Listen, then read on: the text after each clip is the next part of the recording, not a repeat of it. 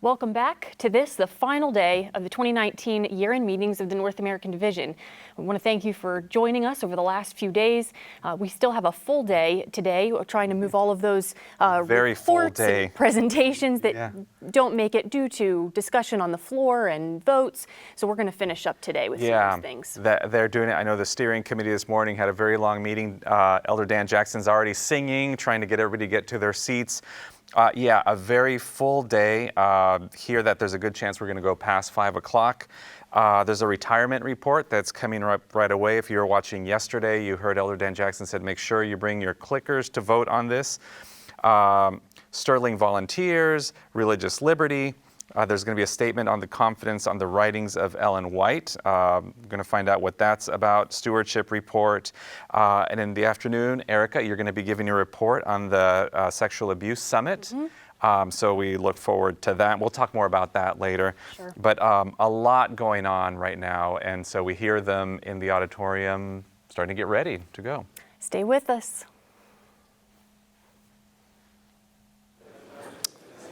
And I'm going to ask Tom Evans, would you come to a microphone and pray for us as we begin this morning?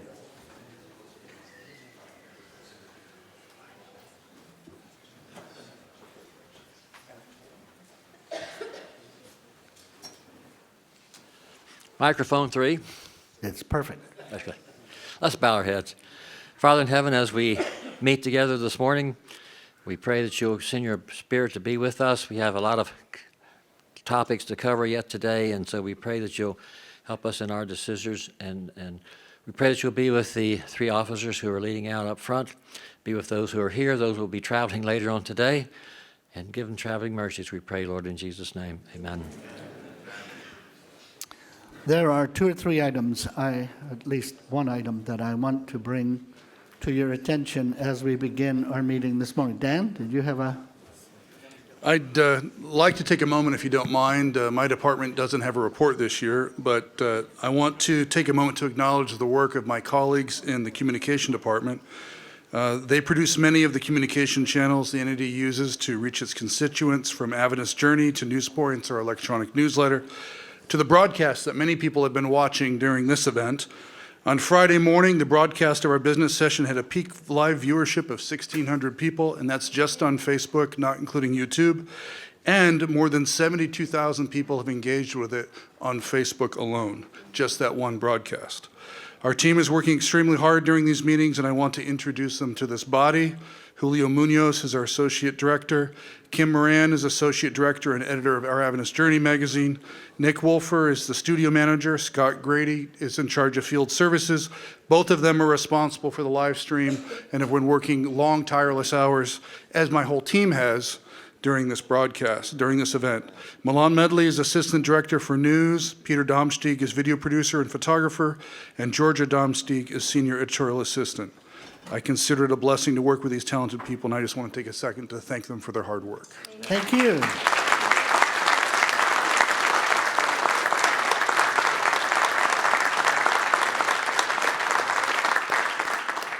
And believe me, they do work. I mean, one of our dreams a couple of years ago was that we would be able to get into Adventist homes.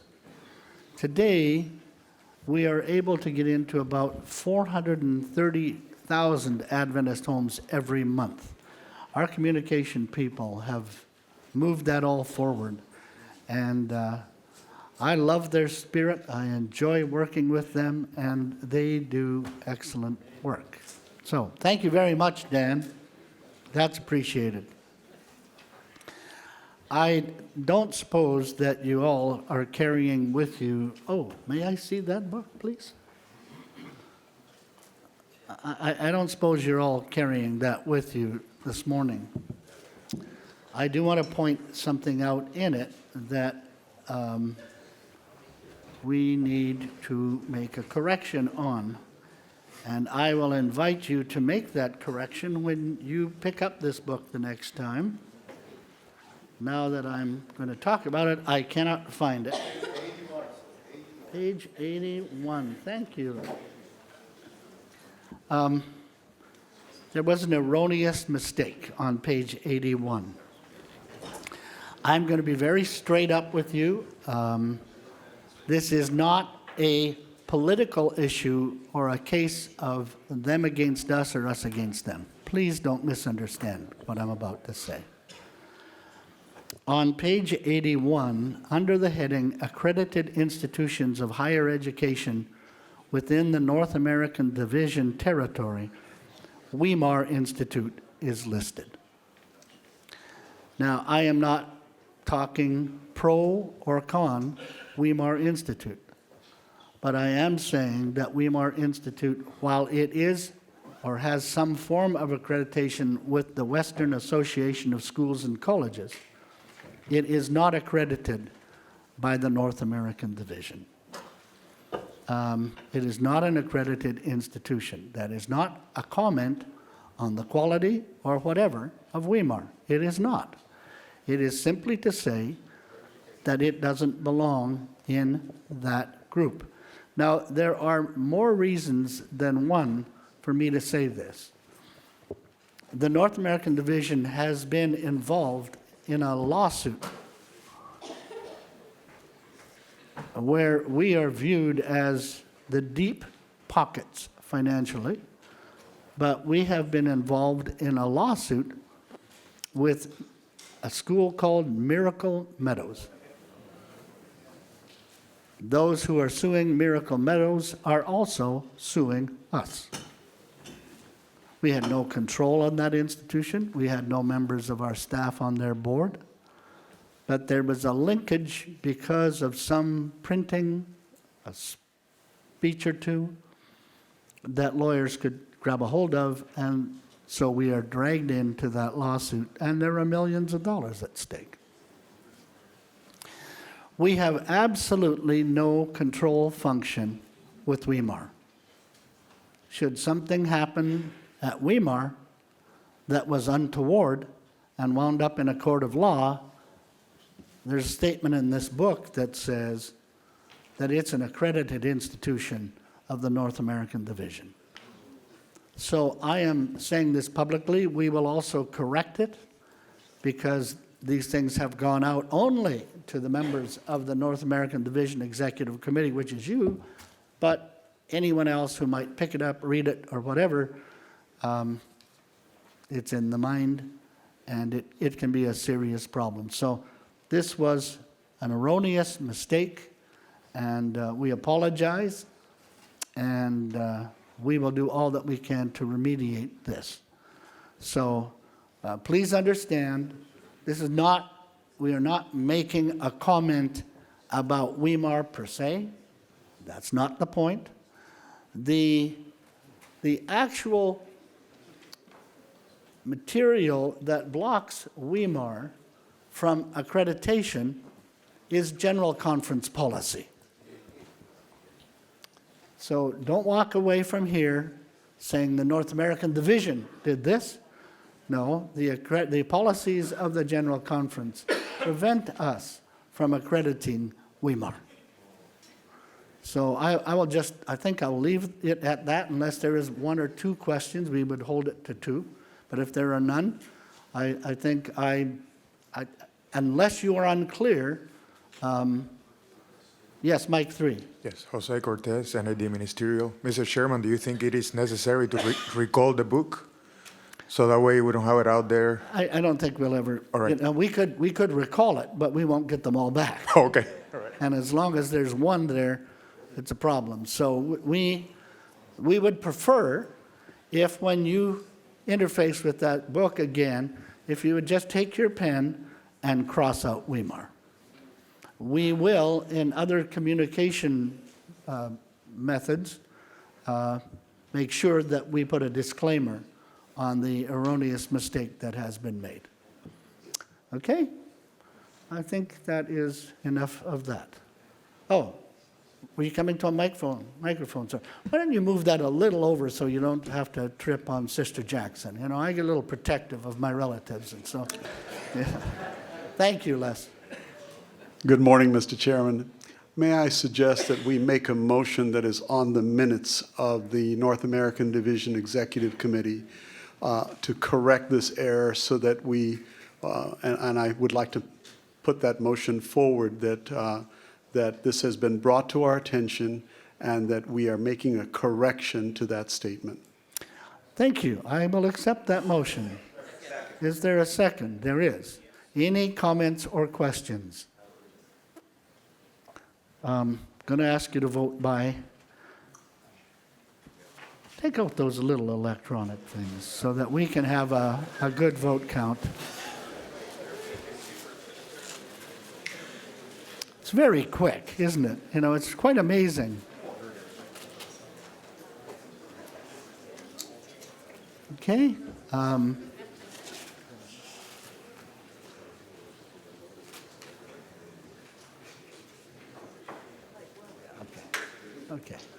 Okay, I think you understand what the motion is, and that is that we acknowledge as an executive committee that an erroneous mistake was made in the 2020 vision book handed out to the delegates, and we are issuing a disclaimer. Is that your motion, Les? Yes. Okay, you may vote. Those in favor, please press A. Those opposed, press B.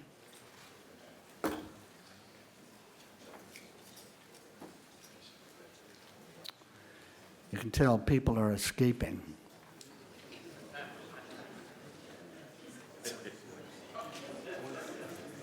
Okay, the vote was 160, 1 no, and 1 abstention. So, thank you very much. You know, it's wonderful to be able to exercise your own French fries, or franchise. It is, and I appreciate the diversity, and I appreciate people who say, they may all think this way, I don't, and I'm voting this way, and thank you. I want to introduce a very delicate subject now. It's delicate because it involves every single one of us. And you cannot escape this discussion. For people like me, it is a little more imminent than it is for many of you. Talking about retirement and the retirement plan and benefits. I am going to first of all start off with a statement about something that we will not discuss today. We made a few years ago, as we were getting into the parity discussions, we made a promise to our conference leaders across the land. That promise was that all of the proceeds from the money that we retain, the tithe money that we retain, that is the net proceeds, would be given to the conferences. That we will not retain that money for any of the in-house purposes of the North American Division.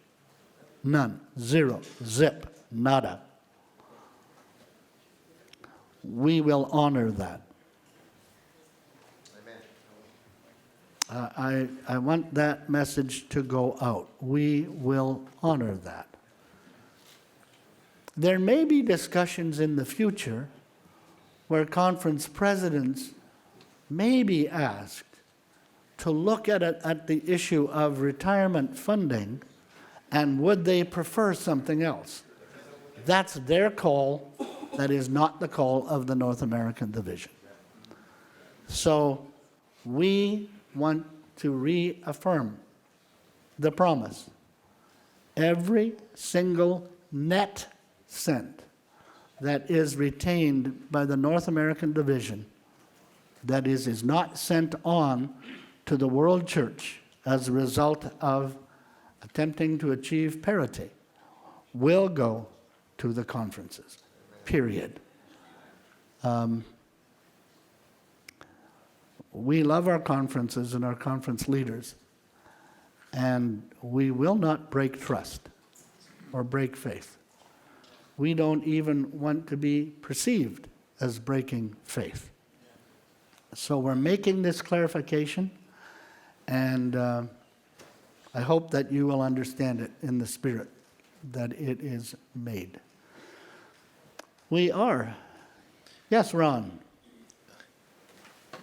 Maybe I could, I'm not understanding how in one sentence you say the division will retain nothing, and then at the same time you emphasize the word net. Well, Net typically means after deductions. Gross means entire amounts. I'm just wondering if there's something we're missing here Ron, that. you're not missing anything. We've had a discussion. You heard the treasurer. And it's a good question because we want to clarify. We don't want to have any doubts or questions. For instance, in the 8 items that we discussed or that Randy put up on the screen, some of those items may cost the North American Division money. Why would we not take the money and utilize it to pay for things that we collectively own? In other words, it's still on behalf of the division. If $10 comes back and there is $1, if there's $9, we're in deep trouble. But if there's $1 of expense, the North American Division isn't going to swallow all that expense.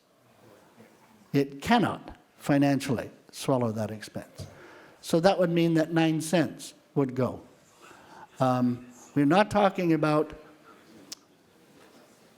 withholding money and putting it into programs of the North American Division. We're not talking about that. We're talking about legitimate expenses that come as a result of the negotiations on parity.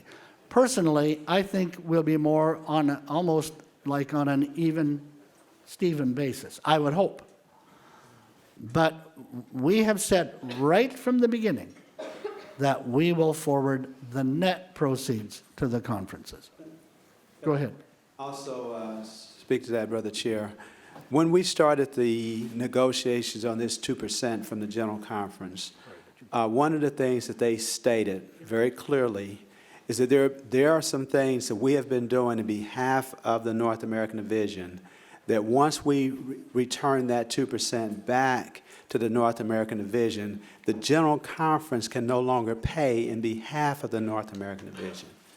And so when we brought the discussion to the floor here, we put that on the table from the very beginning, that there will be expenses that the General Conference had typically and historically paid in our behalf that they will no longer pay in our behalf.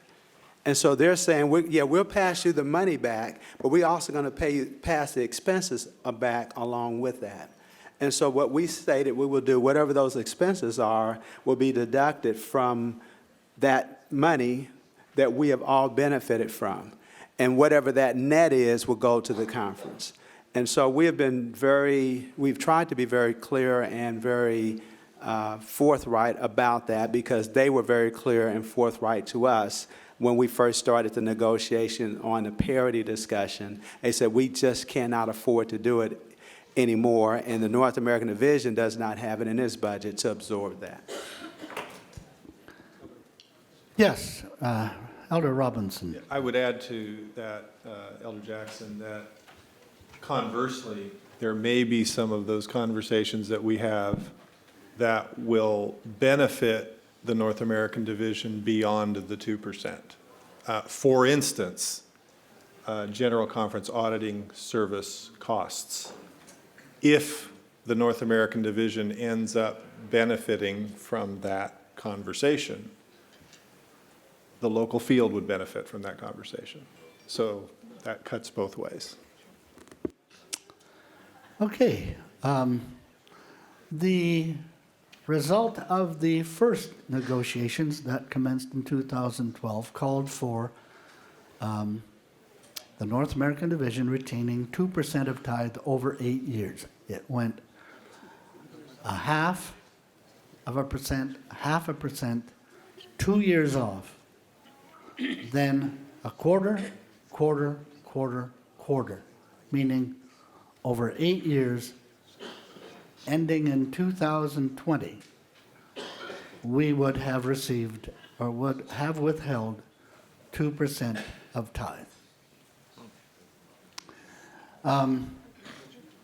We made a very deliberate effort, and it has been implemented, that 1% would be retained by the North American Division and 1% would be given to the conferences.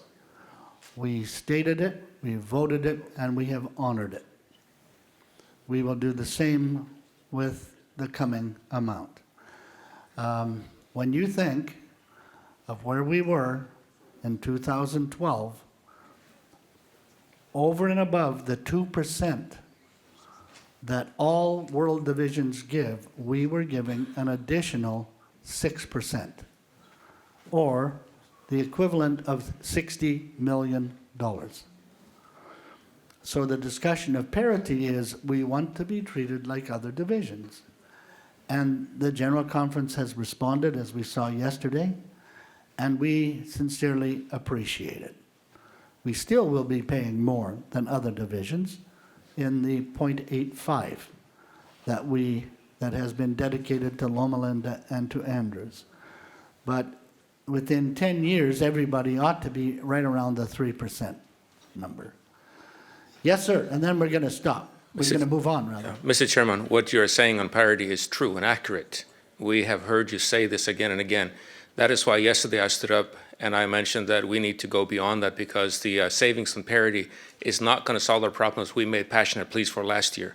We are very often much like a super oil tanker, very slow in changing, but I'm afraid we're becoming like Titanic, ignoring the iceberg in front of us.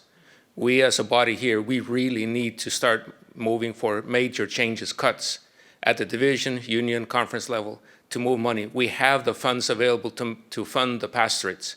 And when the conference presidents and treasurers talk about the problems, we have the funds available, but we need to make some changes and shifts at every level. And so I think that's what we're hearing from the floor here. People are anxious to see those changes move forward and not just wait and wait until we hit the iceberg. It's a good point. I believe that radical change is needed, but that will mean radical sacrifice on the part of every one of us, of every institution, churches, conferences, unions, the division, and I'll stop right there. Okay, we have Ray Jimenez with us this morning, and we are grateful for his work. Ray has a fiduciary responsibility to this group.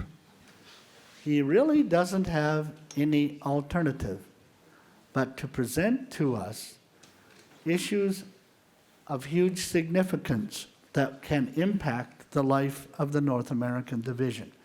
That is his responsibility. So when he makes his presentation today, please don't shoot the messenger. You know, like I'm trying to remember the name of the kids that ran around in the caves and so on. But one of the statements I remember from those little shows, I mean, this was like 60 years ago, "Tain't fitting to eat the baby."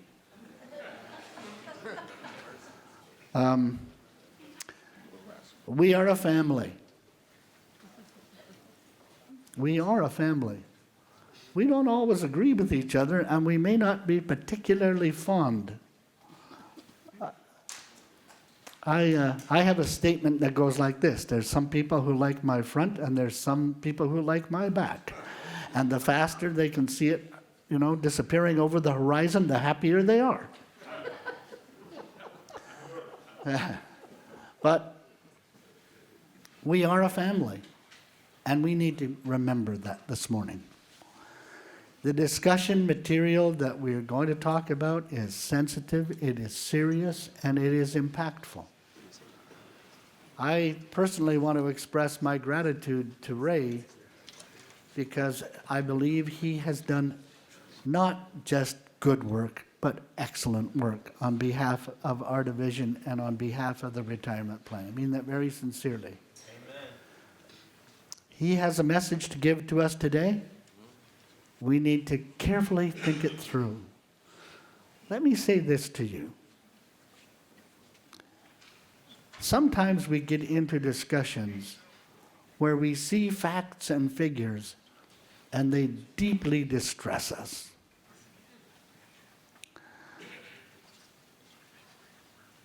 That can always, we can always say, well, look what they did. But one of the things I know is true is that until you get to be about 55, you could care less about retirement discussions. May even be 60. Then you wake up to the reality that, hey, I got to keep living. I am really making a call here, inviting you to pay attention. I know you do, and I appreciate so much the spirit. But I am really inviting you to pay attention and to listen carefully. And should you choose to comment, and you have every right to do so, please do so with dignity, extending dignity to others. The only other thing I'm going to say is, friends, when we announce that we will have a meeting and it will end on a certain day at a certain time, I sure wish you wouldn't. I've done it, so I'm as guilty as you are. But we all need to pay a little more attention. There are serious, serious issues confronting the church today. Some of them threaten its well-being. And it is not the fault of the NAD retirement plan. We all need to take responsibility. So I'm going to stop there. Ray, if you would come and make your presentation, we will appreciate it. And fasten your seatbelts, ladies and gentlemen. And I wish just before Ray does this, where are our prayer interveners this morning? That's true. I remember one of them was called to go home. But I wish that you would come and tell us how to pray and whatever. Yeah, unfortunately, my fellow students had to go back to their universities. But as peers, we can always pick up their slack. Sure. So why don't we all bow our heads for prayer, and so we can start this session. Okay. Dear Heavenly Father, I want to thank you for today, Lord. I want to thank you for bringing us together, Lord, and thank you for allowing us to have very smart people in this room sharing their very smart ideas. But with that comes differences of opinion, Lord. And we pray that even though we may have these differences of opinion, one thing that we will never defer on is that you deserve all the glory. Keep our focus on you, Lord. Guide us. Give us a double portion of your Holy Spirit so that we can be civil and reason. Thank you, Lord, and please help us today. In Jesus' name I pray. Amen. If we walk in the light as he is in the light, we have fellowship one with the other. And the blood of Jesus Christ, the Son, cleanses us from all sin. Amen. We are not begging for mercy today. We're just begging for a good discussion, healthy, happy discussion. Go ahead, Ray. Thank you, Elder Jackson. While they are looking for the clicker for me, I want to share just a few thoughts from a story. The story Somebody find Paul Brantley. He had worship this morning. Okay. I'm just wondering if it didn't go into a coat pocket. In October of 1911, 2 teams of adventurers made their final preparations in their quest to be the first people in modern history to reach the South Pole. For one team, it would be a race to victory and a safe return home. For members of the second team, it would be a devastating defeat, reaching the pole only to find the wind-whipped flags of their rivals planted 34 days earlier. Followed by a race for their lives, a race that they lost in the end as the advancing winter swallowed them up. All 5 members of that second pole team perished. staggering from exhaustion, suffering the dead black pain of frostbite, and then freezing to death, as some wrote their final journal entries and notes to their loved ones back home. It was a near perfect matched pair, two expedition leaders, Roald Amundsen, the winner, and Robert Falcon Scott, the loser. Amundsen and Scott started their respective journeys for the pole within days of each other, both facing a trip of more than 1,400 miles, roughly the equivalent journey of Chicago and New York City, into an uncertain and unforgiving environment where temperatures could easily reach 20 degrees below zero, even during the summer. They had no means of modern communication, no satellite links. A rescue would have been highly improbable for these gentlemen. And yet, what separated victory from defeat? What was the difference between these two men? The story is a fascinating one, and you can read it in the book, The Last Place on Earth, a massive, well-written documentary comparative study of the two men. But Amundsen had a philosophy, and this was it. You don't wait until you're in an unexpected storm to discover that you need more strength and endurance. You don't wait until you're shipwrecked to determine if you can eat raw dolphin. You don't wait until you're on the Antarctic journey to become a superb skier and dog handler. You prepare with intensity all the time so that when the conditions turn against you, you can draw from the deep reservoir of strength. Scott chose ponies. Scott also bet on motor sledges that hadn't been fully tested in the most extreme South Pole conditions. And as it turned out, the motor sledge engines cracked within the first few days of the journey. The ponies failed, and that team then had to slog through most of the journey man-hauling the sleds, while Amundsen continued forth with the Eskimo method of dogs and sleds.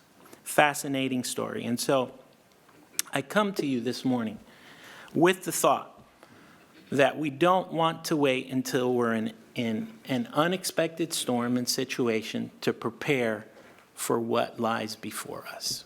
We need to start preparing now. And with that thought, I'm going to introduce to you the Adventist Healthcare Assistance Plan. It's called SHARP. And I'm going to give you a few facts about the plan and then some thoughts for you to consider and dialogue about this morning. The first thing that we want you to know is that SHARP is no longer a health insurance plan.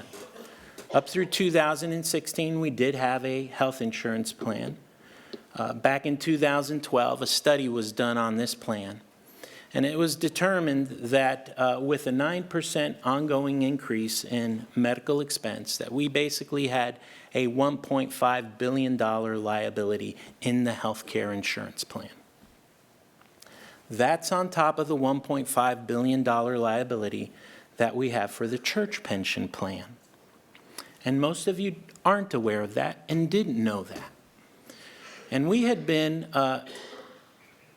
planning on a 6% increase every year in medical expense, but I will tell you that within a 2-year period, we had 20% increase in medical costs. And you folks can relate to that because you're experiencing that right now in your health care plan for your active employees. So you understand what I'm talking about there. At the end of 2016, we made a decision. It was a hard decision to make. It was one that was well thought through. After 2 years of debating the subject, we switched from a health insurance plan to a health care assistance plan where we would give our retirees a cash benefit that is placed in a health reimbursement account. It is a protected account that would assist them with the selection of Medicare supplement plans. That decision knocked the unfunded liability from $1.6 billion down to $460 million. It saved the church literally $1 billion by making the change. We still have an unfunded liability, and right now it's estimated at about $350 million. That's $350 million unfunded liability. As we go forward, I meet with retirees all the time. I was just in Walla Walla a couple of weeks ago with my colleague Lisa Turpin, and we met with about 175 retirees who asked, when are we going to get an increase in health care benefits? I explained that we had been giving them the cost of living associated with their paychecks, but I also explained the situation with the unfunded liability of our health care plan. And the numbers that I shared with you about the unfunded liability right now don't include any increase going forward. But we have another challenge, and the challenge is simply this. People keep coming onto the plan, and there is no funding mechanism for that plan. That means that at some point in time, we would have to come back to this body, because it is your plan, and ask you to fund the retirement benefits in the healthcare assistance plan for your retirees. We're looking at ways to mitigate that. And one of the things that I want to share with you is a plan. Right now, what we have right here is the healthcare assistance. It's not a healthcare insurance plan. It is assistance. So if you have 35 years of service, if you have 35 years of service, you will receive an annual contribution of $2,400 a year to help you with your healthcare costs, strictly related to healthcare costs. If you have 15 to 19 years, you will receive $1,440. Now, I want to make a clear distinction here. When the healthcare plan was put into place, it was put into place with the thought that it was working alongside of a defined benefit pension plan. In 2000, the division, or prior to 2000, the division made a choice, a decision. And that decision was move from a defined benefit plan to a defined contribution plan. It got a lot of discussion, and it wasn't without much loss of blood, sweat, and tears. People were not happy. But it was the right decision to make for the division as a whole. And so we've come from that point in time, and I will refer back to that date when the defined contribution plan came into being. It was done with the understanding that there would be no health care in the defined contribution era. So those employees who came on after 2000 would receive no health care, because the expectation is that over the lifetime of their career, they would earn more than those who are on a defined pension plan. And I'll show you some statistics in just a few minutes. In 2005, there was a group of people, and I was not part of that, so I don't know what the rationale was for that. I don't know if, I've not been able to find any empirical data for the decision that's been made, but there was a decision to bring back health care into the retirement plan. Now, I want to make something clear. The health care benefits were always and continued to be in place for the defined benefit employees, those who had any service in the defined benefit plan. It was just those in the defined contribution plan who would receive no benefits. 2005, they brought those benefits back in. We split the funding for the plan, and we've been taking 8.4% from the conferences for the defined benefit plan and another 3% for the healthcare plan. In total, 11.4%. We froze the defined benefit plan, but we have an ongoing situation with the healthcare plan. We can continue to provide that plan for you, although there will be a cost to continue providing that plan. There will be a need to increase the contributions for that plan. Or we can freeze that plan as well. Freeze it, and we have a definitive date of when the last payment will be made and when the last contribution to that healthcare plan will be made.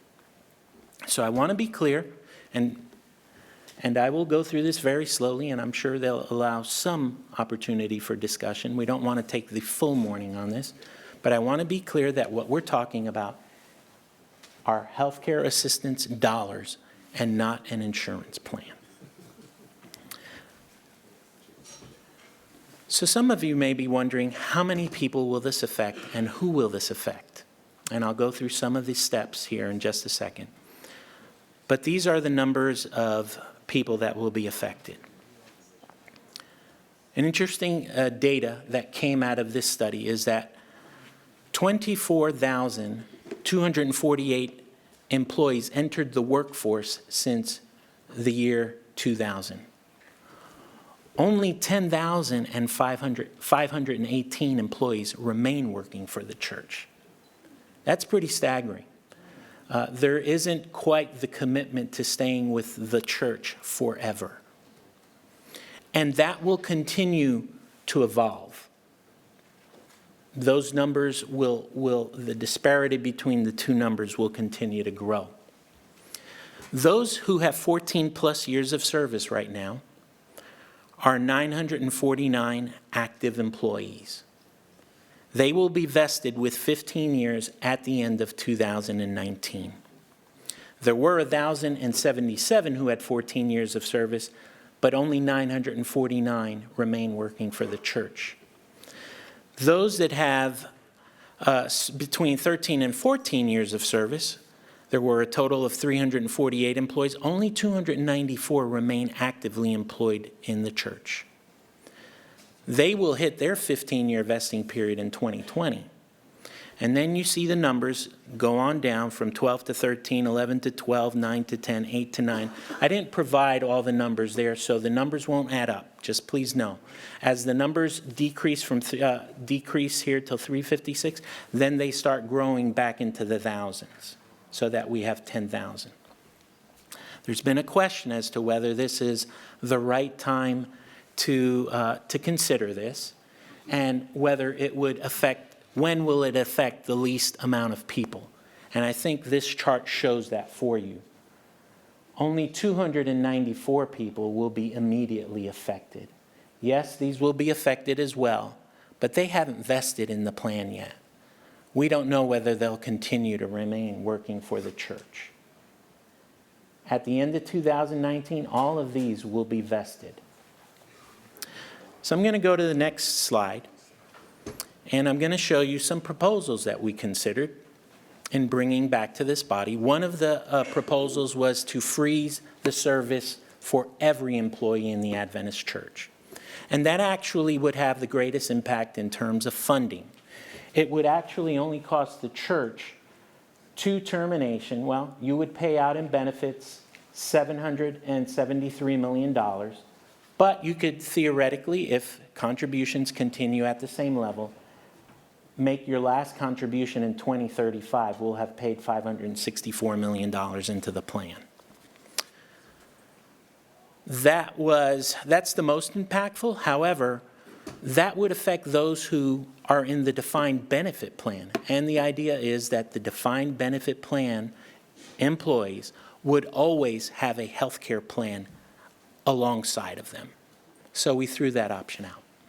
We looked at option B, which was to go back to 2000 and say, that's our original date, we're going to go back to that date. We threw that out because we said over the last 20 years, there are employees who have been working, understanding that they've been earning a benefit. And so it wouldn't be fair to go back. And then we came to option C, which would be to freeze the plan at the end of a certain year. And going forward, no new employees would be added to the plan. No new employers would be added to the plan. We would take away the joint and survivor benefit. The joint and survivor benefit is simply this. When you retire, we give an equal amount based on your years of service of your benefit to your spouse as well. In the defined benefit era, that worked well because you take a 10% reduction in benefits. But in the defined contribution era, there is no 10% reduction to take. We don't own that money, you folks do. So for the last 20 years, you've been funding a benefit that hasn't been funded by the traditional method of a discount in benefits. That adds liability to the plan. So I want to go through the steps really quick, just again to be clear. Those who have pre-2000 service, meaning if you are a participant in the defined benefit plan, you would continue to accrue service credit towards the maximum benefit because you have a defined benefit coming to you. That wouldn't affect you at all. You would continue to receive and vest towards your maximum benefits. Those who are employees after January 1, 2000 would accrue service credit through the end of whatever year was selected, and in this example, in the examples that we've given, would be through the end of 2019. Theoretically, someone could earn 20 years of service credit, be vested in the plan, and receive the benefits of the plan. However, after whatever year that is, whether it's 2019 or 2020, they would no longer continue to accrue service credit. They would get their benefit for that amount of years, but going forward, they would no longer accrue benefits for future increases. It wouldn't be offered to any new employees that come after 2019 in this example. There would be no joint and survivor benefits for those who haven't vested in the plan prior to 2020, and no new employers would be admitted to the plan after 2019. Now, you may be asking, is that fair? And that's a fair question. But I want to point something out to you and why there initially wasn't an expectation of defined contribution era employees having health care assistance in retirement. These are 3 examples of benefits of a single individual with a modest salary of $40,000 a year, assuming a 1% increase in salary every year, assuming that they would receive a 6% return on investments going forward, which is a conservative amount at this point, and that they would work their entire career for the church over 40 years, 35 years, and 30 years. The first example that I have up here for an individual who ends up working the full 40 years for the church, saving the recommended amount of dollars that we have suggested. And right now, if you're not at 15%, we have instituted auto escalation. And you know that you're on your way to contributing 15% to your plan unless you made a decision not to. You had to opt out of it. And it's worked well. 92% of our employees over a 2-year period have allowed their savings to increase by 1%. 1% in 2018 and 1% in 2019. The increase occurs at July 1 of the year. So this individual who has worked 40 years will have amassed a very conservative estimate of $1,088,175. That is much more than a person like, I'm looking for my friend Ed Keys back there, who worked, half of his career in the defined benefit plan and half of his career in the defined contribution plan. He won't approach that number at all because of his defined benefit pension plan. Then you come to another individual, let's say this one, and by the way, this is what the employer match makes the difference. The employer match, if they didn't receive the employer match, they'd only have $500,000 or $500,000, $508,000. So you, the employers, are putting in a fair amount of money into their retirement plan. For an employee with 35 years, they would still get about $775,000. Still substantially more than my friend Ed Keys would get back there with his dual service in both plans. Yeah. And then we have an individual with 30 years of service, and this is anticipating that they came into the church work late, but most companies have pension plans now, 401k plans, 403b plans, so they theoretically would be bringing their retirement savings into the church plan as well. They would have $543,000 over their lifetime.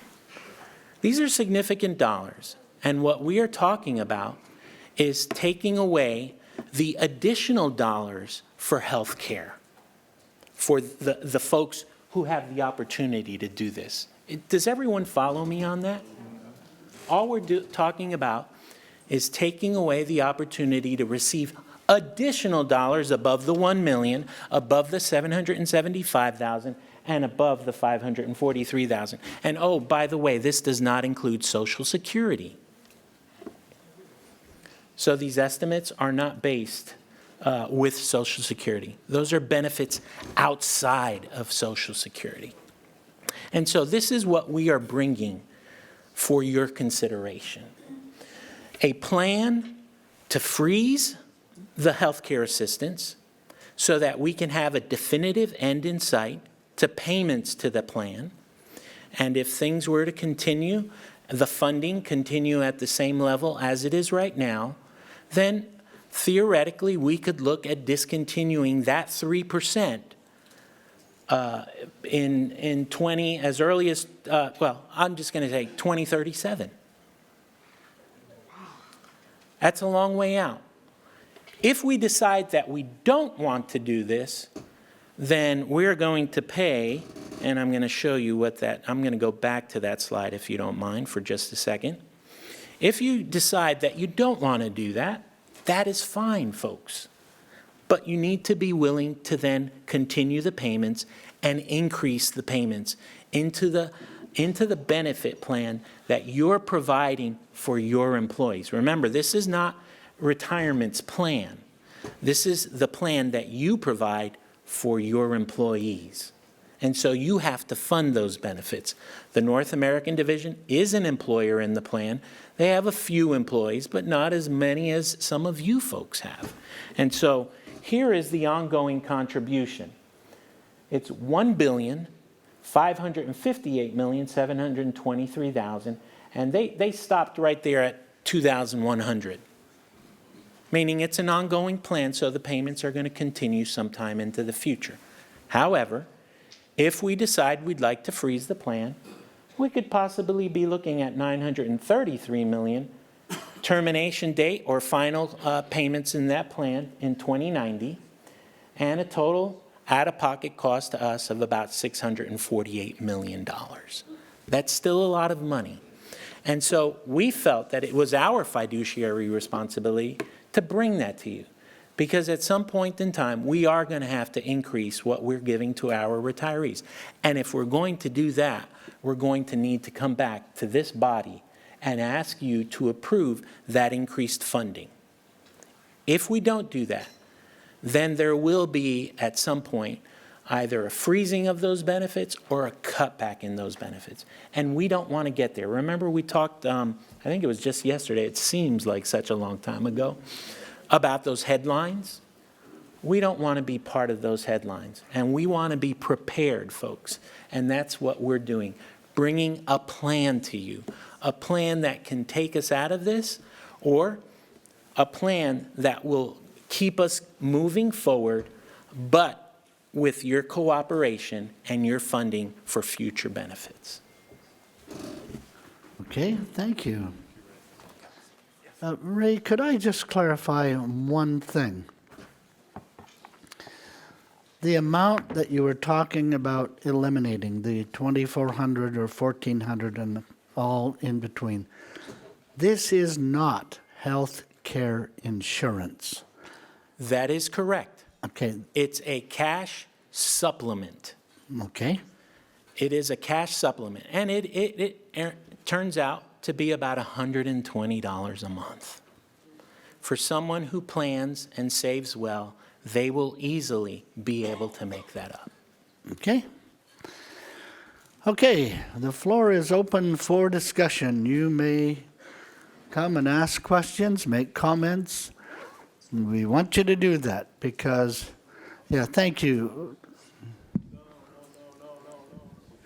No.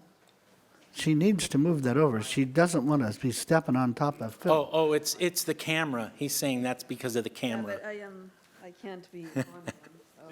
You want it moved forward or backward? Take this chair away. Maybe you could move it forward. Is that okay? Is this a yes now?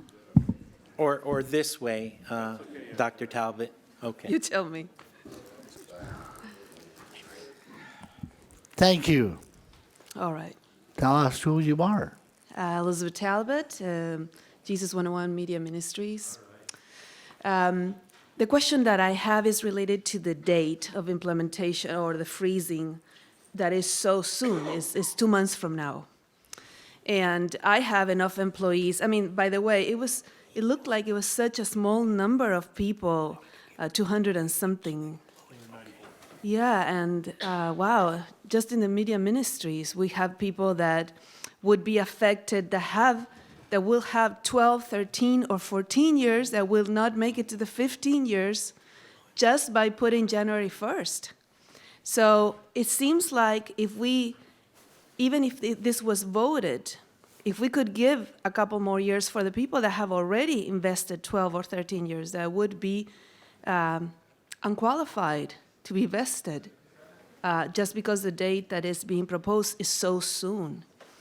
Is there a way that this, even if this was voted, it could go a little bit farther for those that have been working with this expectation? So it's a date question, the one I have. Sure. Okay, that's a fair question, and I'm going to go back to that slide right there.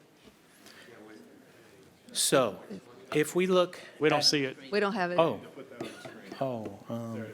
Okay. So if we go back to this slide, right now, if we made this decision, it would affect the fewest amount of employees possible, 294. It will affect those who come afterwards, but as we get past that 8th and 9th year, it starts increasing. So let's say we were to do this in 2020. If we did this in 2020, we would,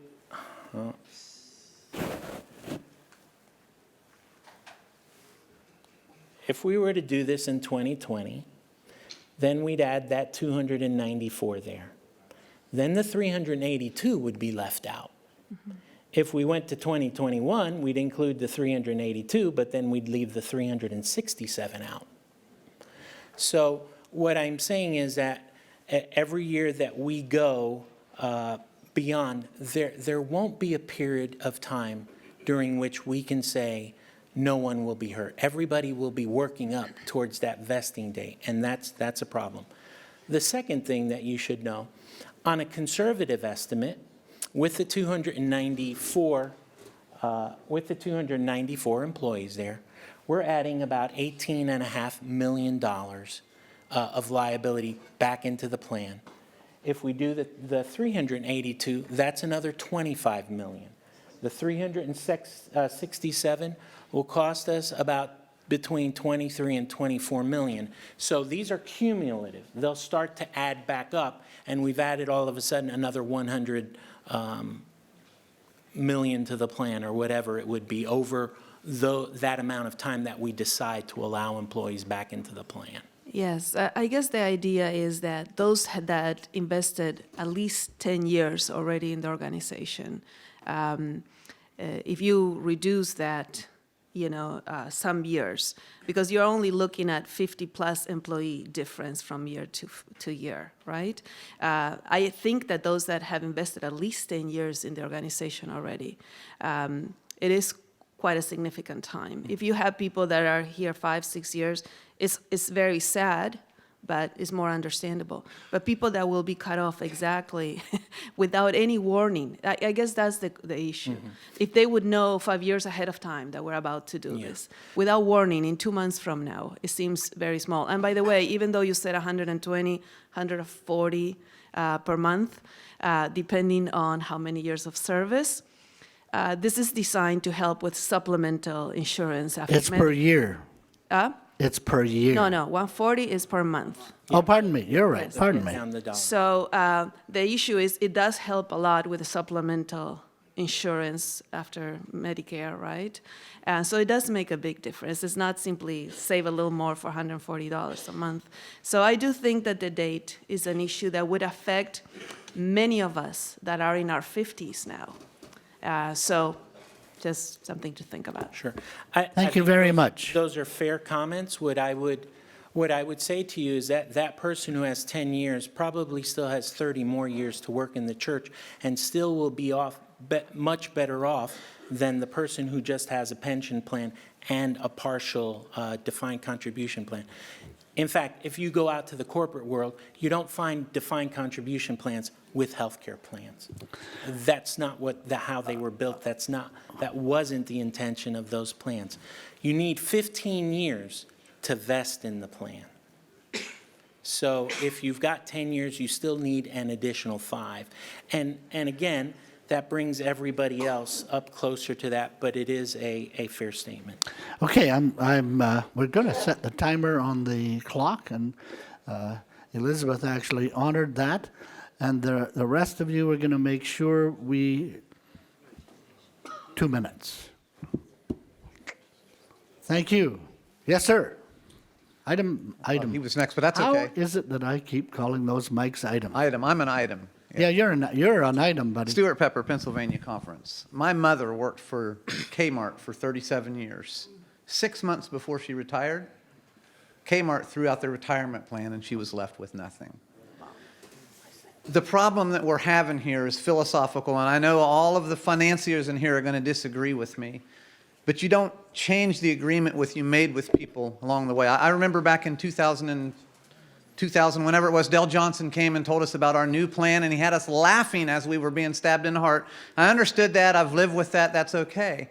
But if you hired somebody under one plan, what may look actuarially right to be the right thing to do might not be the honestly right thing to do. And so really the only way to fairly implement this is to say from this day forward, people that are hired will not receive this benefit. Because I've worked my whole life for the church under certain understandings. I have more than 35 years in at this point. I understand that. And when they start changing the rules of the game as I go on, it changes all of the decisions I've made my whole life. And so I'm just saying, $1 billion or no $1 billion, there's a right thing to do here. And it's not to say we're only screwing these people at the bottom end a little bit. It's to do the right thing and live up to your commitments. Thank you. Can I respond very quickly? Sure. I appreciate his comment. I understand that. And we are here administering the plan on your behalf. I would just venture to say that if you come up to the mic and are proposing that we continue, you come up with the understanding that you need to pay more into the plan. And if that's 1% for the Pennsylvania Conference, then the Pennsylvania Conference should be willing to pony that 1% up to pay the benefits for those employees. That's what we're coming back with. I'm giving you a way out, but if you want to continue that, and we certainly looked at that, we can do that. But then every organization needs to start paying additional dollars into the plan. And that's where we get the tension. I get the big picture. We can't just narrow frame the decision on whether it's fair to those employees or not. We need to look at all the factors, because the last thing I want for this group of people to do is to make a promise to provide benefits that they can't pay for. Okay, Mike 3. Frank Bondurant from the Columbia Union. Ray, I want to thank you for bringing to our attention this huge issue. I'd like to draw my question towards the slide that you shared, if you could bring it back up. the projected earnings of an employee with the defined contribution plan. And I remember you had 3 different models there. Right. No, he's That's the thinking one. about this graph, right? Yeah, this is the one right here. Yeah, good. If I remember what you were saying, you said you based this on them making a modest $40,000 a year, and that they would be expected to save 15% on a consistent basis. And then, of course, we also expect another 10% of tithe. So we have a $40,000 a year employee taking 25% of their income, which is $10,000. So now they're living on $30,000 a year, and that's before their mortgage, that's before childcare, that's before Christian education. I would like to know where in the North American division can someone making $30,000 a year live and survive on that income. And if we're going to use models like this to talk to our young people about what a great deal they're getting, I think that's misleading and perhaps even dishonest, because I don't know where in the North American division this is possible. Are we going to have a bunch of millionaires among our young people? I don't see how. If they stick it out, they will be millionaires. If they stick it out. If they stick it out. But if you take your money from one plan to another company, the great thing about the defined contribution plan is that the money in that plan is portable to the next. Sure, and that's which great. It wasn't true with the defined benefit plan. I will differ. I beg to differ with you on your money, because an individual who receives a salary of $40,000, only $36,000 belongs to him. Sure. So $4,000 belongs to the Lord. They can choose to set aside money. In the retirement plan with the DB, it was still predicated on the fact that you would have your own personal savings along with your pension plan, your Social Security check, and that you would have no debt. So it's always going to be a tension between what you save and what you're saving in your plan. Absolutely. But I still think it's... I used $40,000 as a very minimal amount. We know that, for example, I asked a friend for some of the figures on teachers, and they start at a very low salary at $40,000. But once they get their certification and once they get their professional degrees, that salary increases dramatically.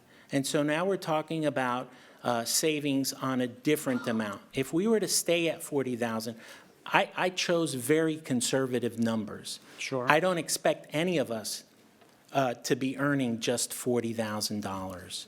I understand you think chose it's conservative a numbers, growth. but also I understand that there are incredible, I just think that's misleading. And if this is the kind of charts that we're using when we're going around, signing people up for the defined contribution plan, and I know what Stuart said was true when they were selling the plan in 2000, these were some of the things they were sharing, and it's misleading. And I don't think as a church, we ought to be using these kind of charts and things like that really give a picture that's not going to be reality for anybody. Thank you. Thank you. Number 1. Brad Newton, Pacific Union. So I want to go back to the SHARP piece. So we, under this proposal, one of the proposals, we would remove that, correct, in the future? We would freeze it for those in the defined contribution era. Okay, so just clarifying, for our current retirees, They would get not that. be affected They would by not this be at all. affected. That's what I wanted to make sure. Thank you. Thank you. Mic number 2. Thank you, Mr. Chairman. This is Emmanuel, Columbia Union Treasurer.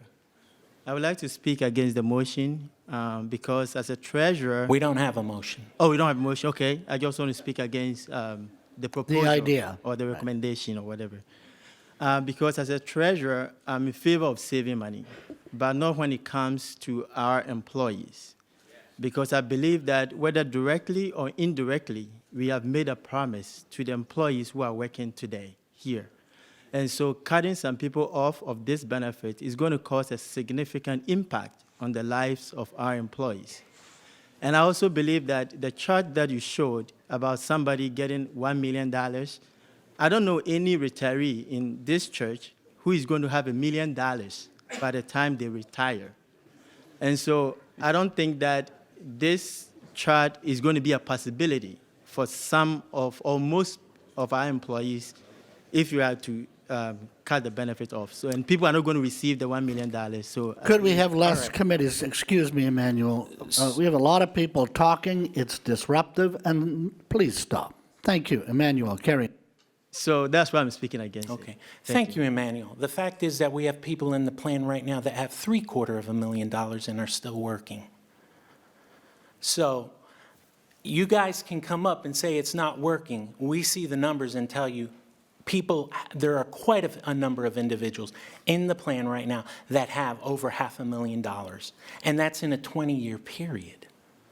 So it all depends on what you can do. It is possible.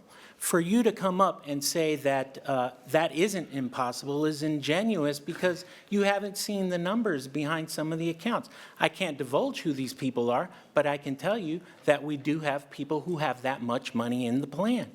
And there are people who are faithfully setting aside money every month. And if you do that, all the calculations indicate, and we tried several different calculations, and we worked with the actuaries on this, tell you that you will hit these figures. The numbers that I've used are very modest, and I did them purposefully. Most of you in this room who are working for the church are earning more than $40,000 a year, substantially more, I would say. And you're probably putting away more than the people in this example. I used a very basic example at $40,000. But again, I am just as my people fault me for being compassionate because I have my heart goes out to people. But I think we can't just take the narrow frame when we're making our decision. We need to look at everything. And we can continue the plan for you folks. We can continue the plan. You just have to tell me that you're going to give me an additional % to continue funding that plan, and you're going to do so until we come to the end of that tail. And if you do that, we can, Elder Jackson, cut the discussion short and go on to something else. No. Mic number 3. Ed Barnett, President of the Rocky Mountain Conference. I have two concerns. One is, it seems like year after year, when we get to some of the very most important things that we're going to cover during this time period, we wait to the last day. I look around, half the chairs are empty. That frustrates me. I don't know why we didn't do this Friday when we got here, whatever it was.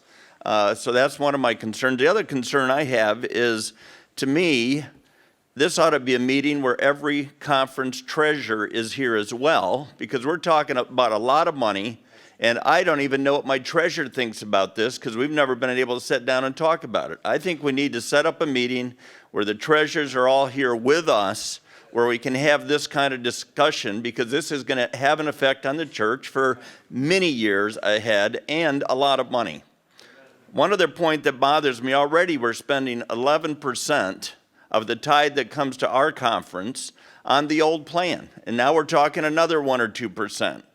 When I share those kinds of numbers with our lay people, they get very frustrated to think that of the tithe money that comes in, it's going to be 10 to 15% of the money just going for the old plan. I really think we need to rethink the way we do this, and we need to have the right people here to make these kind of decisions. Thank you, Elder Barnett. I do want to say something. There was mention of 15%, an employee contributing 15% into this plan. That's not true. 8% is employer-based contribution into the plan. So the maximum they're doing is 7%, which, by the way, the general U.S. population does an average of 6 to 8. I do want to give a little response. I don't want to get too defensive. But when people leave these meetings early, I don't feel sorry for them. I've done it. I'm as guilty as anyone else. But I don't think there's half here today. There's more than that. But anyway, your point is a good point, Ed, and we appreciate you making the point. Item number one. Mike number one. Keith Bowman, North American Division.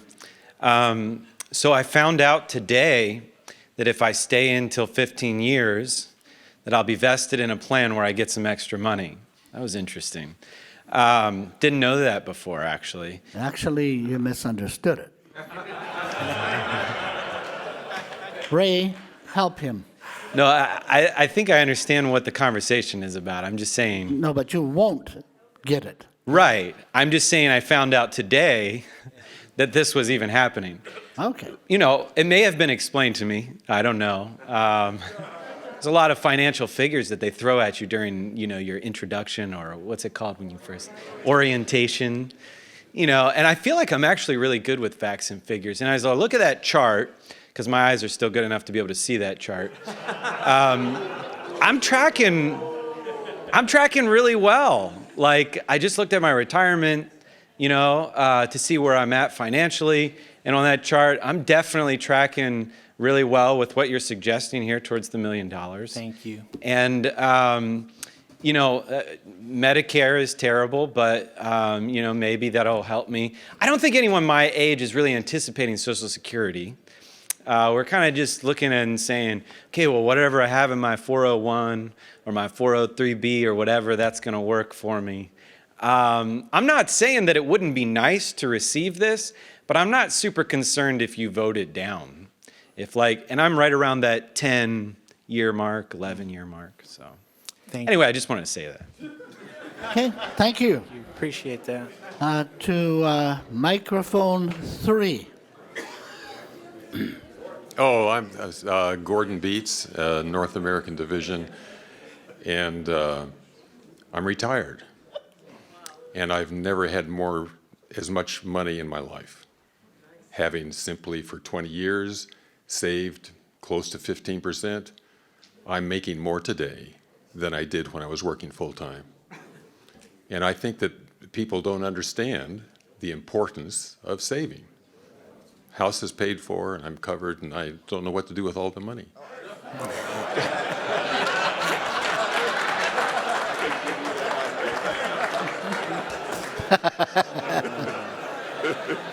Gordon, I want to suggest there are 340 people here who would like to meet you right after the adjournment. Yes, amen.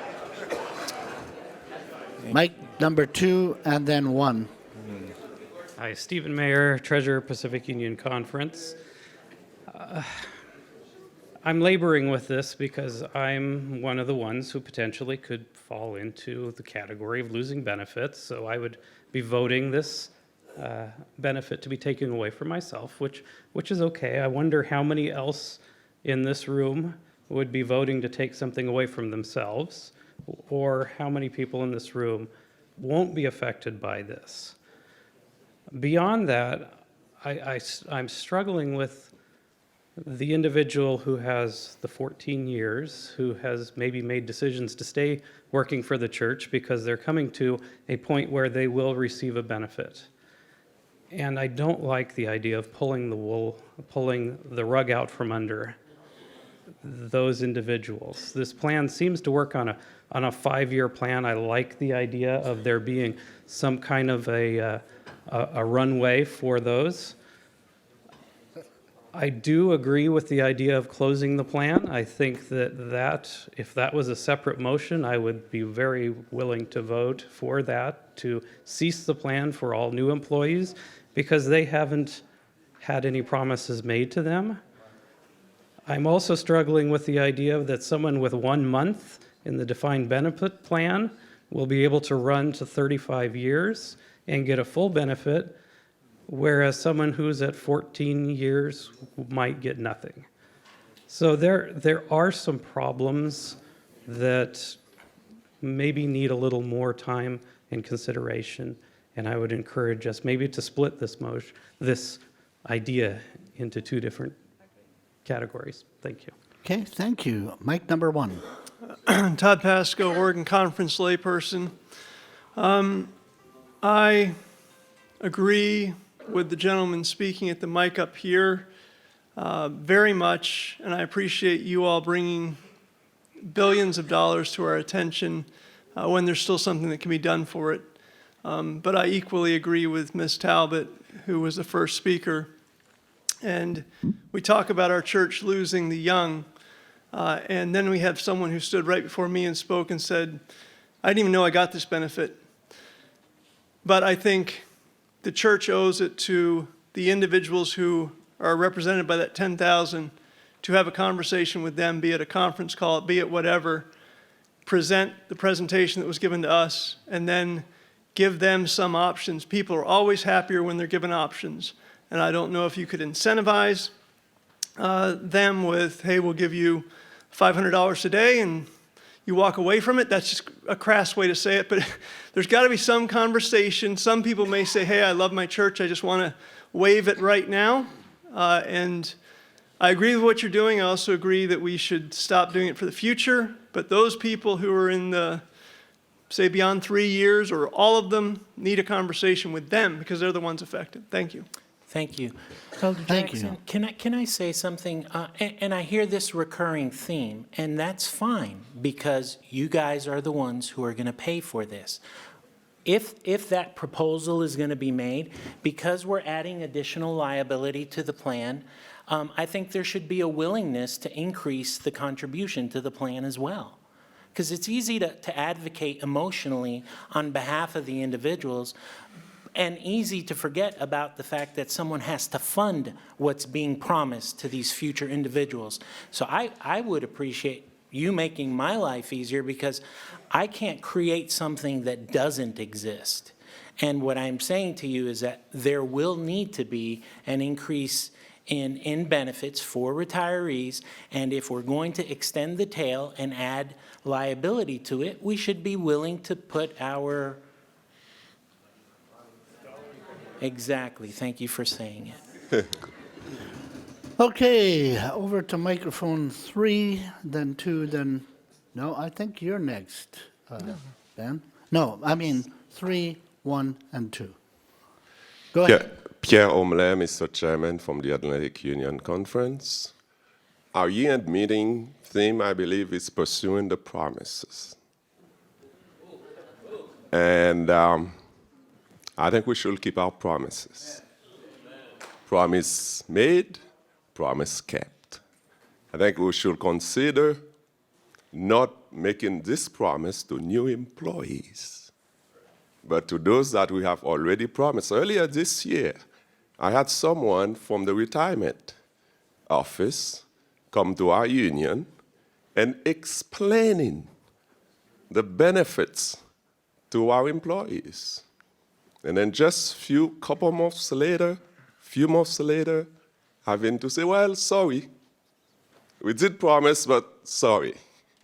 So I think the body may or should consider not continue with this plan, but consider keeping the promises made to those who have already been employed. Thank you. Okay, thank you.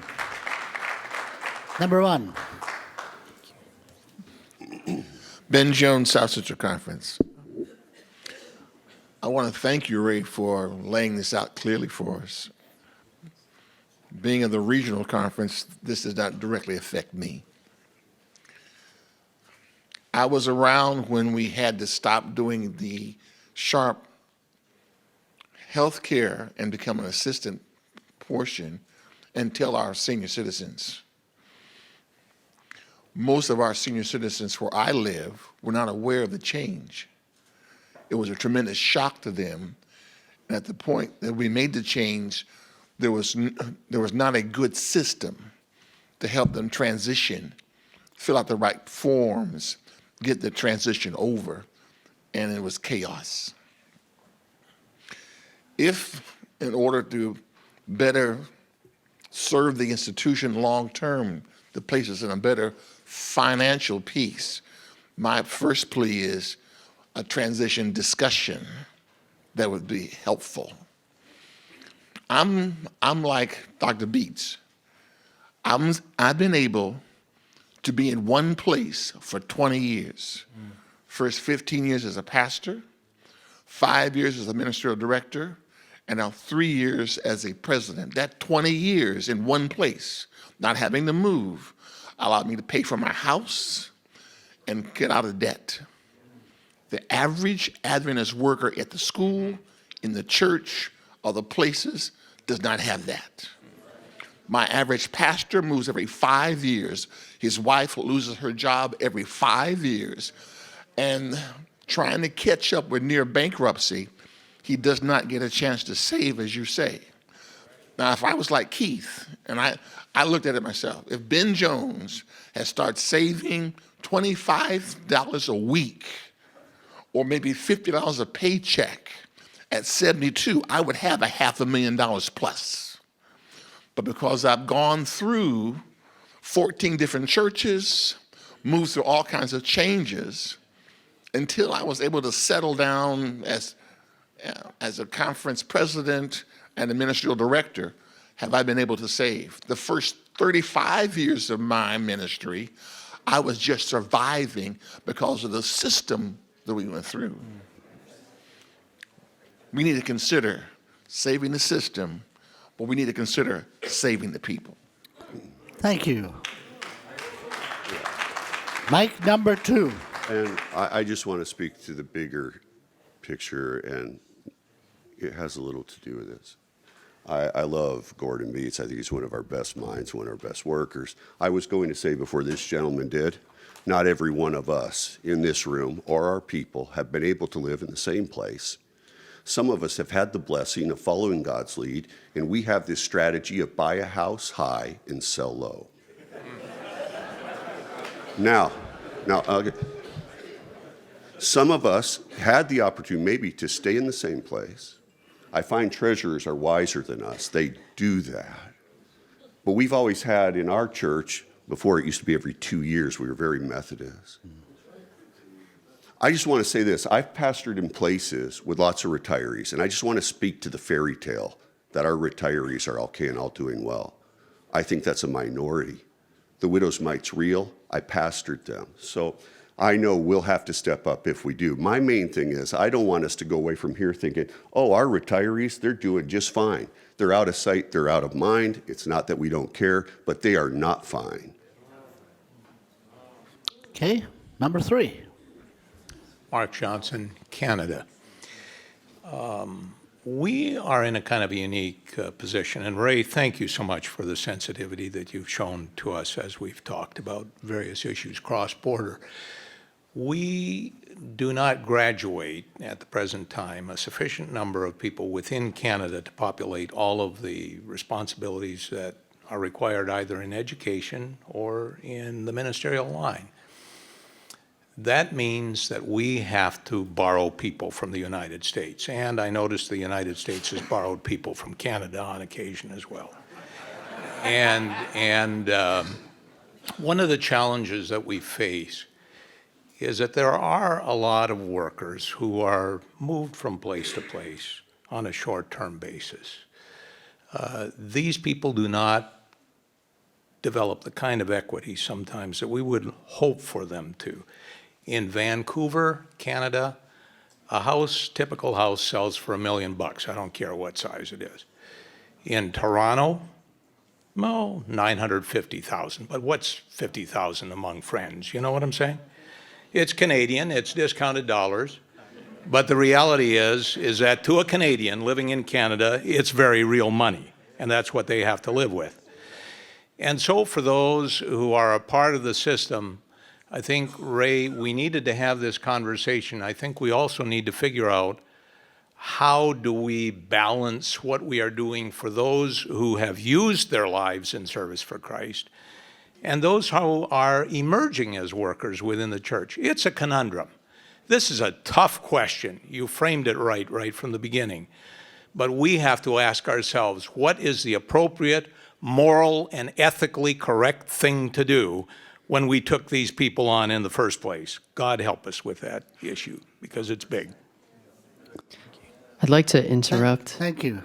as a prayer substitute warrior. And if you all could turn to your neighbor and tell them that you love them and pray with them.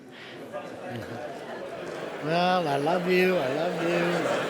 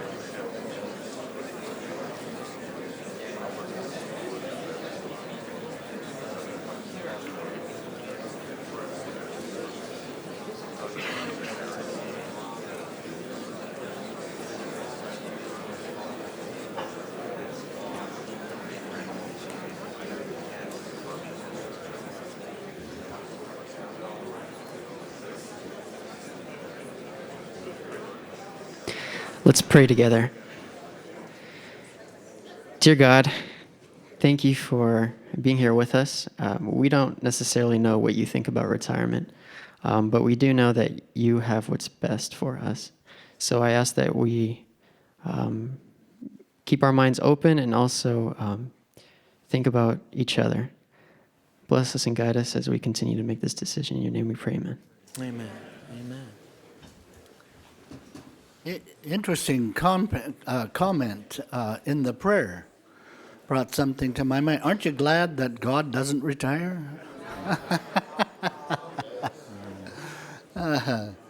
Okay, mic number 2. I don't think I need to say my name. Yeah, you do. I want to hear it. I like the ring of it. Dean Corden from the Iowa Missouri Conference. Thank This you. is scary for me to do. I don't like doing this, but I feel it's my duty. I have a question. Can a retirement plan go bankrupt? Absolutely. Can an organization go bankrupt? Absolutely. We are living in the United States of America. We are not children. How many organizations have we seen, big name organizations, go bankrupt because they did not deal with the very things we're talking about? Now, I'm going to be at the lower end. Everybody's got an anecdotal story, which fuels passion. I understand that. That's okay. But I have a foot in one camp of the defined benefit and a foot in one camp in the defined contribution, and I'm not going to come out as good as the person who had both feet in one or both feet in the other. That's right. I voted for the defined contribution plan. It was the right thing to do. I've got 5 kids that I've raised, 5 kids through Christian education. But we are not immune to the economic circumstances that surround us in this country. And if we think that we as human beings can say we're going to do this all the time, no matter what, then prepare for bankruptcy. The circumstances change. I don't feel cheated one bit that we had to go from the defined benefit when I was hired, that's what it was, to the defined contribution. Praise God, somebody in the church had the wisdom to say we've got to shift. Thank you. Mic number 3. Thank you, and I appreciate the very clear presentation. I'm on the same road that Dean is on, and there are many who are here. You know, it was not to the advantage of the defined benefit people to switch to this plan. I'm very concerned about the word promise I keep getting heard. There are promises of God, but if in this world human beings have to be very careful about the word promise, because we don't have the ability to promise anything. When I was hired, if we want to use it, I was promised a defined benefit plan. I had all the numbers, I was promised that plan, but I was not. At that time, that was what they said that I could expect to receive. That had to change. We have to be able to change. I have been a conference president for 13 years. I have had to do a few times to go to employees and say, we cannot afford to keep you. That was not easy. And they could have easily said, but you promised me a job. And we have to say, no, we didn't. Everyone that works for the church in this room is an at-will employee. We can be let go in a moment. We are not promised anything. But I believe responsibility requires us to be able to do the responsible thing. And I hear our brothers saying that it may hurt someone 30 years from now when they retire that they will not get this supplemental plan. And I feel bad about that. But at the same time, I know that 1% in my conference equals 1.5 employees. That not only can I not promise a job, I can't even give them a job. So, I mean, it all comes running down, and I realize I support the proposal that's being brought forth. And I hope that we will think carefully about what we are trying to do as an organization to keep the mission of the church moving forward. Okay, thank you. Microphone number 1. Sandy Roberts from Southeastern California Conference. I serve on the retirement board, and these are conversations that we have been having, difficult conversations for several years now, and I am supportive of this, as painful as it is. But what I wanted to also address is that every time we come to these meetings, year after year, or board meeting after board meeting, whether it's about education or the retirement plan, I think we are dealing with a symptom of something that is a much larger problem, and that is that we are not addressing, in North America Division, our structure, moving into an age of technology, collaborating, downsizing, and until we do that, we are going to be constantly dealing with symptoms. Thank you. Thank you. Microphone 3. Barrett Von Poli, Director of Education in the Pacific Union.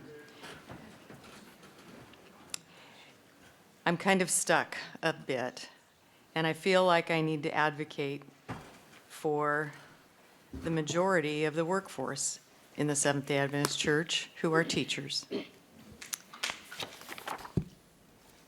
I'm not opposed to the plan. I'm not opposed to the change. I may not like it, but I can understand why it may need to happen.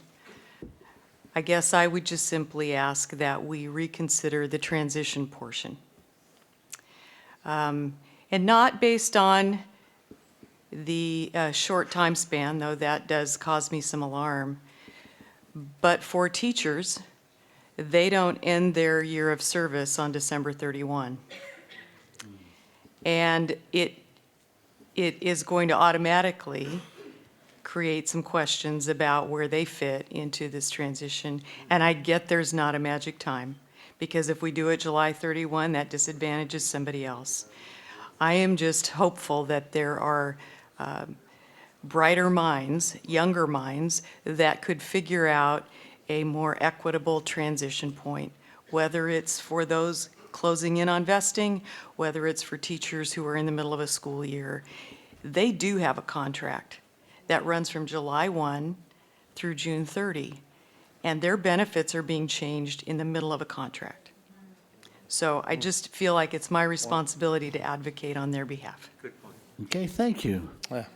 Over to microphone 1. Yeah, Ed Keys, Arizona Conference. Since I'm the poster child for being on the wrong side of both plans, Dean Corridon gave my speech, but I did want to add one thing to that.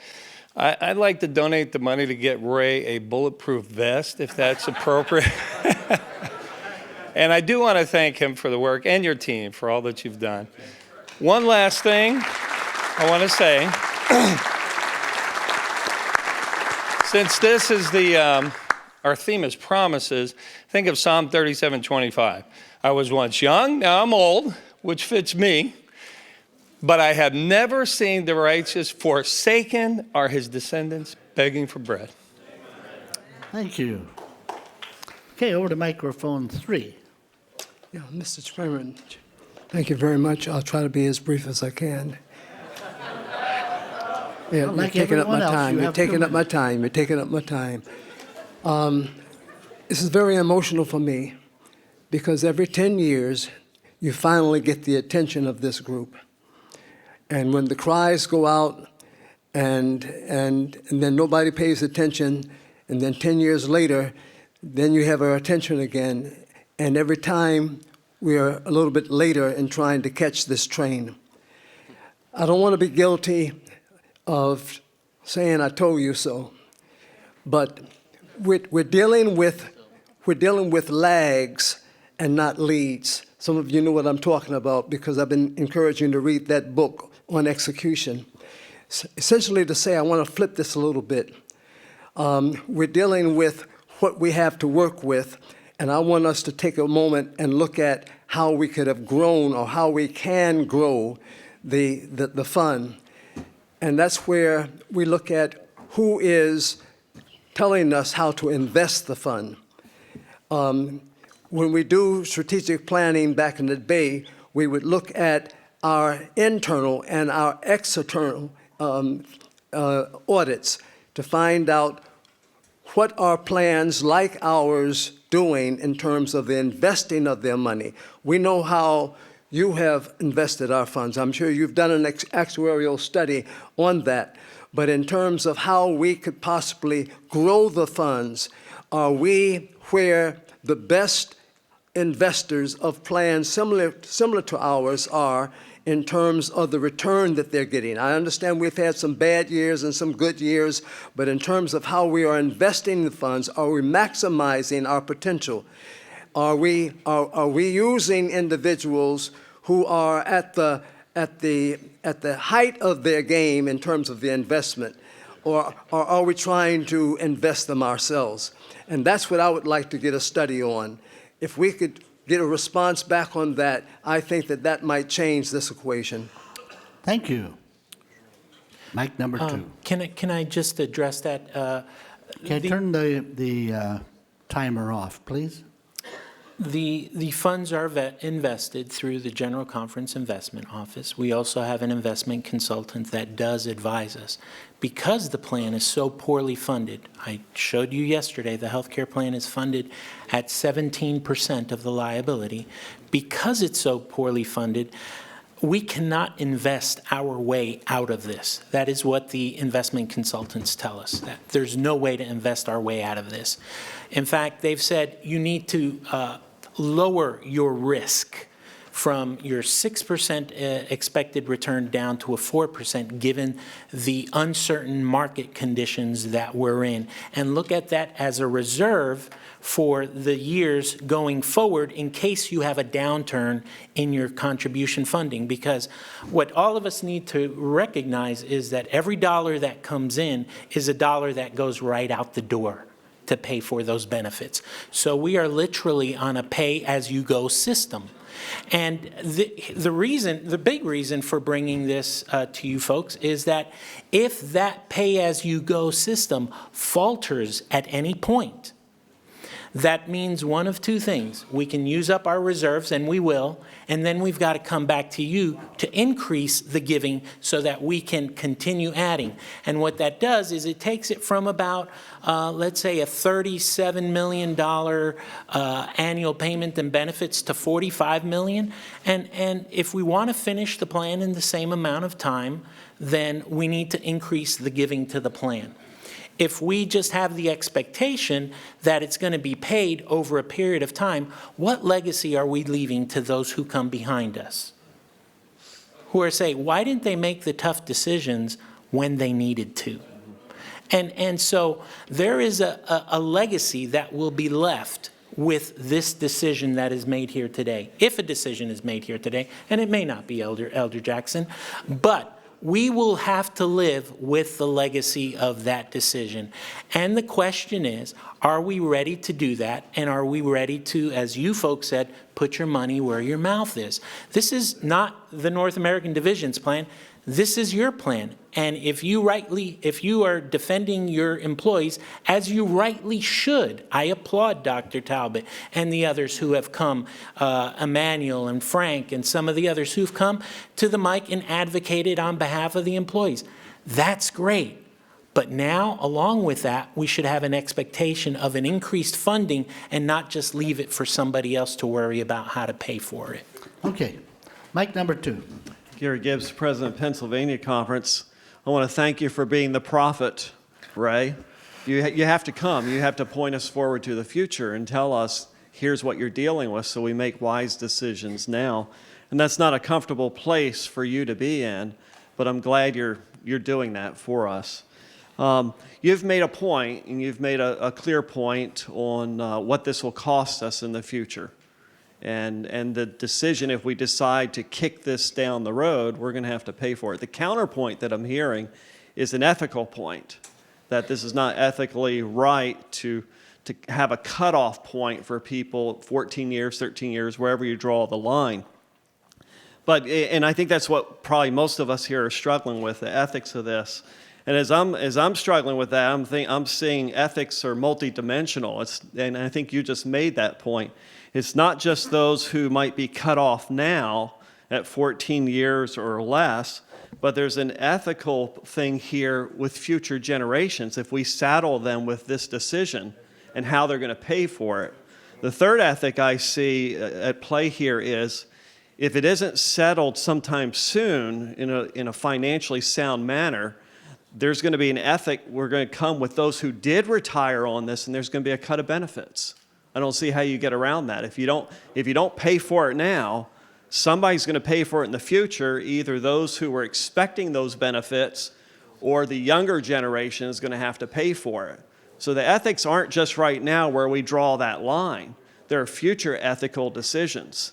And those, I think it's easier in my mind to settle the ethics now and draw a line than have to tell the retirees, of which I'll probably be one, oh, now you're no longer getting that. And that's an ethical decision then that somebody else is going to have to make regarding us. Thank you. Thank you, Gary. That's a very good point. Okay, mic number 3. Yes. Mike Hewitt, Mountain View Conference. I hear what's being said. I don't 100% understand it. I'm pretty close. I've got 14 years of service in a few months. So I'm one of the people that is going to be affected by this. And I'm sitting next to a friend who's not too far behind me that's also going to be affected by it. You know, somebody came forward earlier and asked for time, to talk to their treasurer, let the conferences work on this, stew on this, and see what they can do. I think that's reasonable. Instead of rushing through a decision today on something that's important like this, that's going to affect, I'm sure there's lots of people just like me. Let's take some time. Let the conferences wrestle with this thing and see what they come back with. The other thing is we've got this promise of money, hopefully, that's going to be coming back to us as the tithe reduction happens.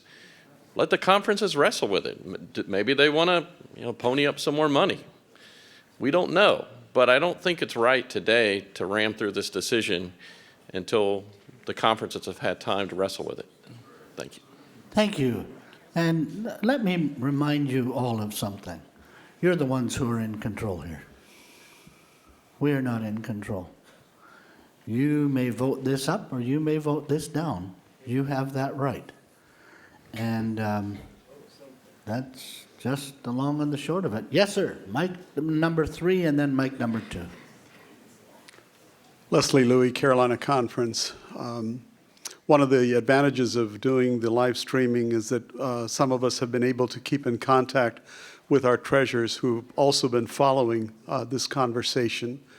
And I'm very, very grateful for the valued counsel that I've been able to share with my conference treasurer on this. And Mr. Chairman, it is true that we have voted to support, and I realize this will go to the general conference session, but if that is finalized with the parity, we're talking about a 2% increase in tithe over. No, it is finalized. Okay, it has It's been done. finalized. So we're talking about that increase taking place with a 0.5% each year over the next 5 years. My suggestion is this, that we have talked about this. This has been a recommendation, and I would like to move this recommendation now and place this as a motion for our vote with the recommendation that has come to us from the North American Division Retirement Office. With that 1% increase that would be compensated really through a portion of that increase that we will be receiving as a conference. I move that motion, sir. Okay, you need to clarify it for us, Les.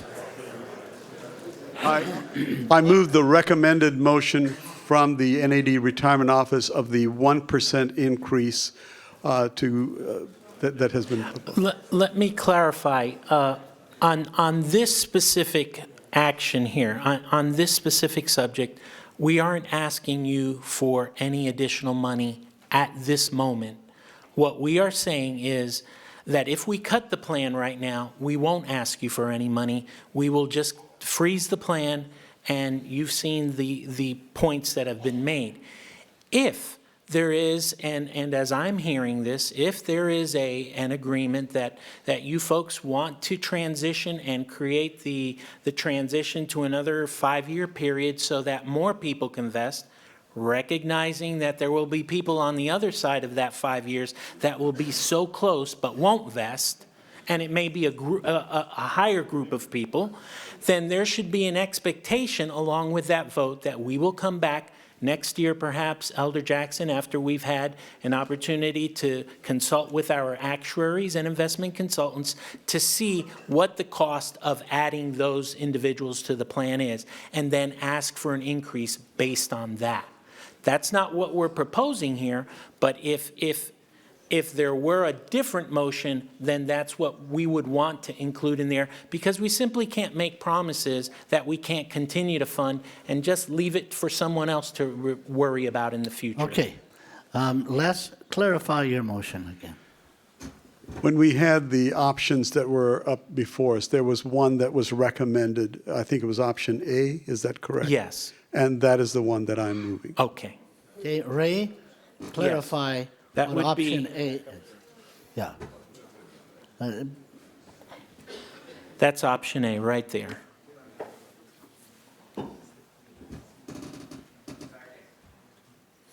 Okay. Option A is moved and seconded. Mike number 2. Well, I was going to make a motion as well, only mine was going to be July 1 for the teachers. So I guess I was, You can make an amendment if you so desire. okay, I'd like to amend the motion that it is moved to July 1. Okay. To include teachers. Well, it'd be for everyone, but yeah. Okay. Yeah, just move the date. Microphone number 1. Yeah, my question was along those lines. What would it look like if we were to wait until July? What would the financial implications on the plan be? On the plan, how would it affect it? That would allow for the conversations with the treasurers. It would allow for the conversations with the employees that will most be affected. And so it'll take a little bit of the tension away in the regard that we will have had a chance to have dialogue and conversation. But what will that do? Is it possible for us to do that? And what would the implications be financially if we waited till July? We can look into that. We'll have to find out how many individuals, and then we could determine what the financial implication is. Waiting 6 months, I'm not sure because I don't know how many of them would be educators, but we certainly can go back and do that. So then the next part of the question is, if we decide today, without knowing what that would do, what is the risk in doing so? Think of it this way. At maximum, we're conservatively estimating that for that 294 individuals, it's $18.5 million. So let's just say that's your maximum exposure for anywhere from 6 months to 1 year. Is that fair? Yeah, yeah. Okay. So then I guess the question would be, should we wait and take a vote at that time, or should we? Okay. Up to you, I'm hearing folks. no. That's good. You know, your nose are, don't get your nose out of joint, but don't be yelling no. Okay, thank you. Okay? Point of order.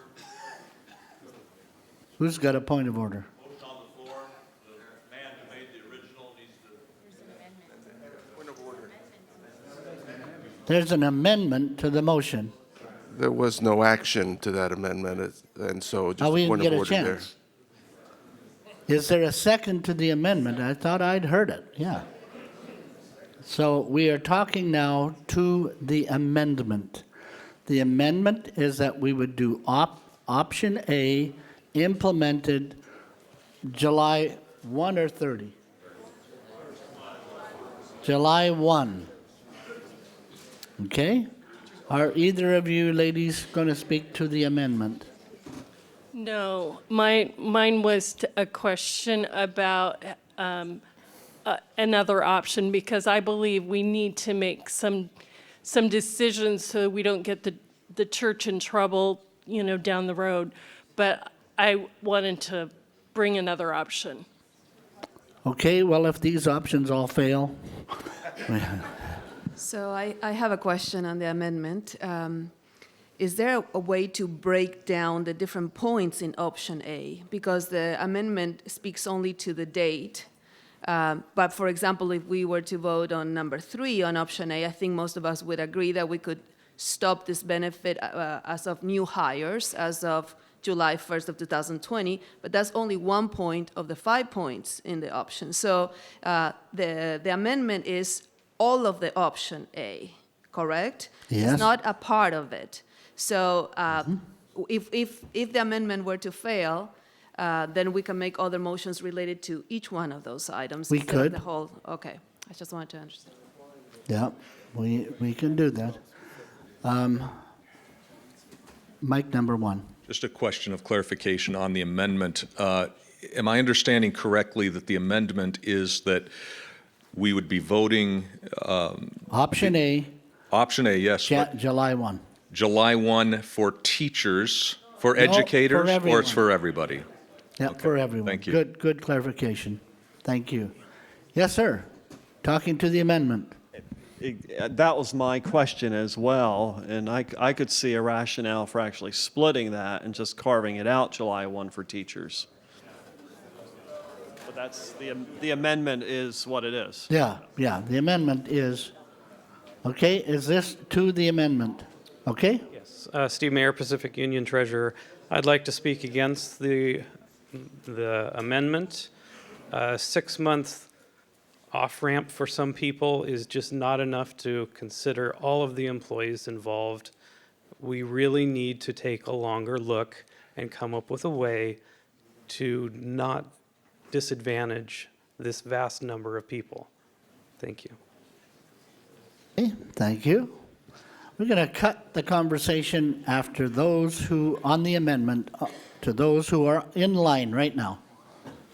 My only question is the fact that we're just anything we kick it down the road, someone's going to be hurt. We're talking about teachers. There's pastors and others who are hired in August, September, October, November. You know, we can't, somehow we have to just say, no matter what, someone's going to lose something 30 years from now.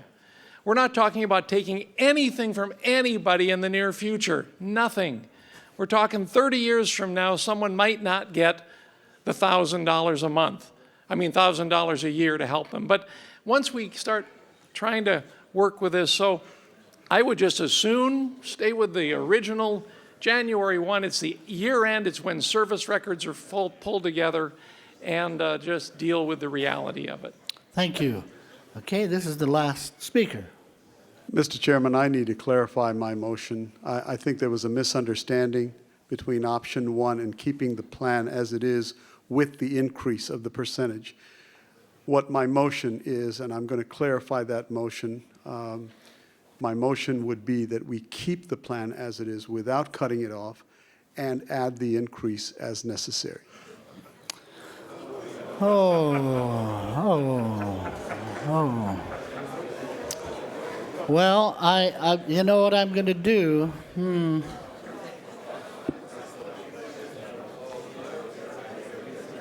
Yeah, we asked the question, was it option A? And the answer came back, it was option A. You can vote this down if you wish, but right now our debate and discussion has been on option A. We have an amendment right now for July 1, the implementation date. Yes, sir. I'm a little confused now because I'm amending a motion that it isn't what I thought it was. So where are we now? We are right where we are. We're going to vote on the amendment. We're going to vote it up or vote it down, and then we're going to vote on the motion either as amended or not. Or we can, it's a mess because we've got an amendment to a motion that the mover says wasn't his. And, yeah, it isn't what I thought it was when I amended it. You have to withdraw. I know. You have to I know withdraw that. and restate your motion. Mr. Chairman. Okay. Mr. Chairman, let me just withdraw all the motions and let me start over My again. motion. Well, you can't withdraw the amendment. The mover of the amendment has to do that. They need to withdraw it. Maybe if I could ask the gentleman, Neil. He's to withdraw withdrawn. Okay, thank you. Let's just start over again. Okay, let's do it. Tell us what your motion is. Well, It's not option A. My motion is to go with the recommendation from the North American Division Retirement Office, which is option A. Yeah. That is the motion. Okay. All right. Okay. You need to I clarify. thought Is that option A on the board? that was the very first option that he had on those 3 columns. That's right. Right. That is That's option. what we talked about. And That is correct. okay, so that's your motion. That is my motion. Okay. A is the motion. Is there a second to the motion? Okay. Are you interested in making an amendment? so I'd like to amend option A to July 1. Okay. Thank you. 2020. Yes. Okay, Randy Robinson. Okay, folks. Mr. Chairman, I would reiterate what somebody just said.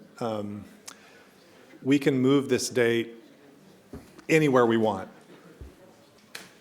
Into July, next year, 5 years from now, we can move it anywhere. No matter where we move it, somebody is going to be affected. And chances are, if we move it from what option A says, chances are more people will be affected. So this is a dilemma. We're looking at the least of the evils. That's what we're dealing with. And we've talked about promises made, and it's very emotional. It's very fascinating to me, comparing today's conversation with yesterday's conversation. about remuneration. That's a very fascinating comparison because we're kind of talking two different directions. Anyway, the point is, wherever we draw this line, somebody's going to be affected. And the actuaries say, if we move it farther down the line, chances are more people will be affected. So I think as we talk about the least of the evils, we're not in a perfect world. We don't have a perfect solution. I think our conversation needs to be around the fact that how do we minimize the hurt? And let's see if we can minimize that. That would be my observation. Okay. Microphone number 3. I'm not a prayer person, but it seems that there's a level of confusion in the room about what we're trying to vote on, so I would just suggest that maybe we pray at this moment. Do that, and please. see if we can clarify what Would it is you that do we're that, trying please? Let's bow our heads. Jesus, we recognize that you understand all things. We recognize the weakness of these human vessels. We are amazed by the grace that you would redeem us, confused though we are. We simply ask that you help us in this moment to at least understand what it is that is being communicated to us so that we can make the best decision we can make.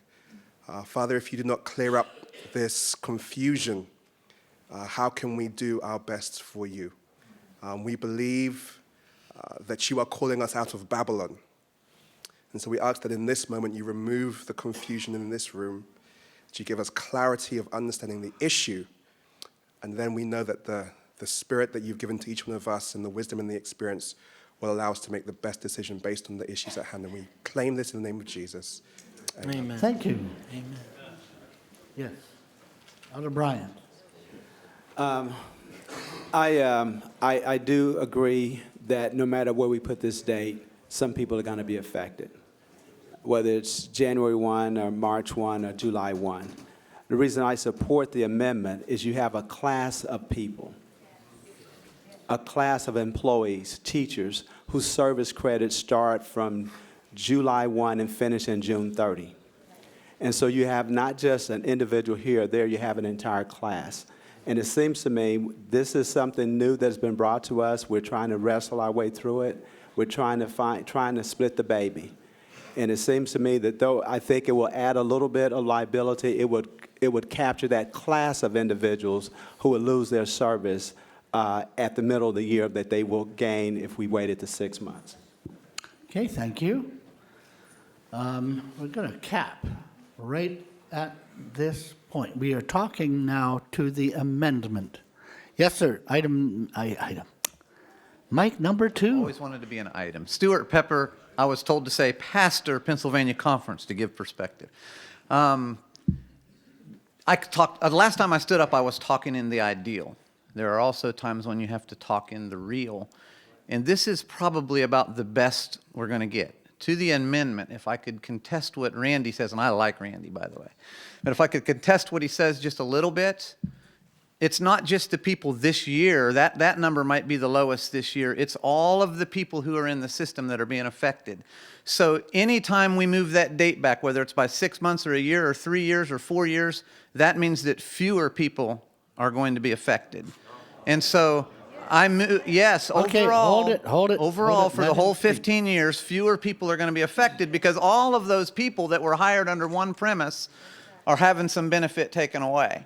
So if we stop it now and stop hiring them under that, fewer people will be affected. So what I'm saying is, I would support the amendment just on the fact that I think it's the best we're going to get here today, guys. I would like it if we would keep all of our promises, but I'm looking at the tenor in the room, and the best we're going to get is option 1 with the amendment. So I'm supporting it. Thank you. Okay, thank you. Back to Mike 3. Barrett Von Poli, Pacific Union. I appreciate Elder Bryant's protection of a class of employees. That's very gratifying to me. This is not just about allowing that. I really feel like I'm not an attorney, though some of my good friends are. I have concern that we don't have access to the 59 conference teacher contracts. And we don't know what impact it would have to change a benefit mid-contract for every one of those conferences. There are times when conferences choose to cut salary or change something in that conference, but they do it knowing their own issues. For us to make a decision at this level that could potentially create legal liability for every conference in every teacher contract is, to me, the biggest argument for moving to July 1. Thank you. Mike 1. Ed Keys, Arizona. I was going to call a question on the motion, but since you capped it with those who are at the mic, I'll defer to the wisdom of the chair from Canada. You're very kind. Okay. And Leroy was going to do the same thing. Thank you, Leroy. Just to repeat what Barrett said, and that is teachers have contracts.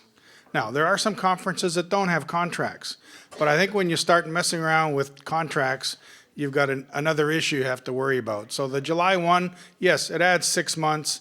I don't think it's going to add that many people, but it will avoid some substantial liability issues. Okay, thank you. Take out your electronic voting machine. July 1 is the amendment, that the implementation of that which was moved is July 1. If you are in favor of that, press A. If you are not, press B.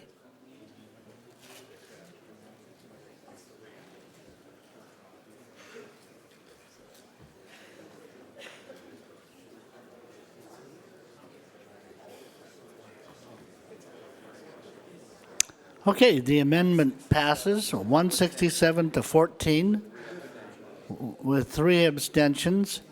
We now have a motion that has been amended. The motion is that we adopt the option A provided by Ray Jimenez, option A, and it had all those elements in it, and it has now been amended. It's on the board? Well, it's not on the one down here, and that really makes me happy. Thank you. So, it's on the board. July 1, 2020. If we could do that, please. Do you all understand what the motion is? You may still discuss this because this is now a motion amended. Yes, Mike 1. Belinda Rodriguez, Oregon Conference. I do have a question. So it's all the points of the motion Yes. that's going to be moved. So even somebody that's hired before July 1 will still go? Ray?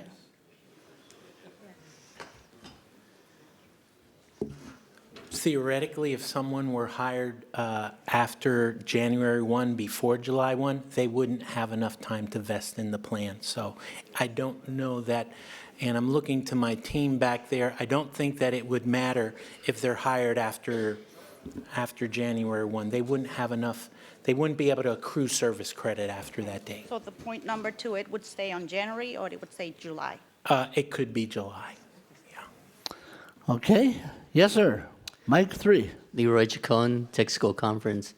I think we've talked enough about it already. Move previous question. Okay, you understand what that is. This is a call to cease debate. It has been seconded. There's no discussion on the motion. You understand we're only talking now about cessation of debate. We will not talk anymore if this passes. If it doesn't pass, we can talk till the cows come home. If there are cows. Anyhow, all in favor of ceasing debate, raise your right hand. Okay, those opposed? That is carried. That means we go directly to the vote.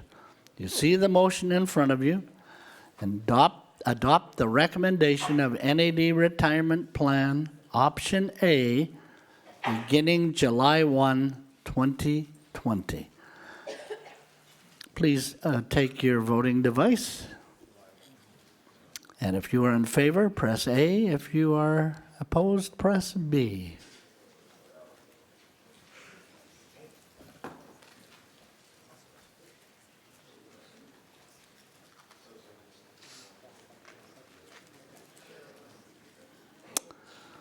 Okay, it is 164 in favor and 29 in opposition. So that is concluding. Thank you very much, Ray. We appreciate your counsel, and that is where we are at.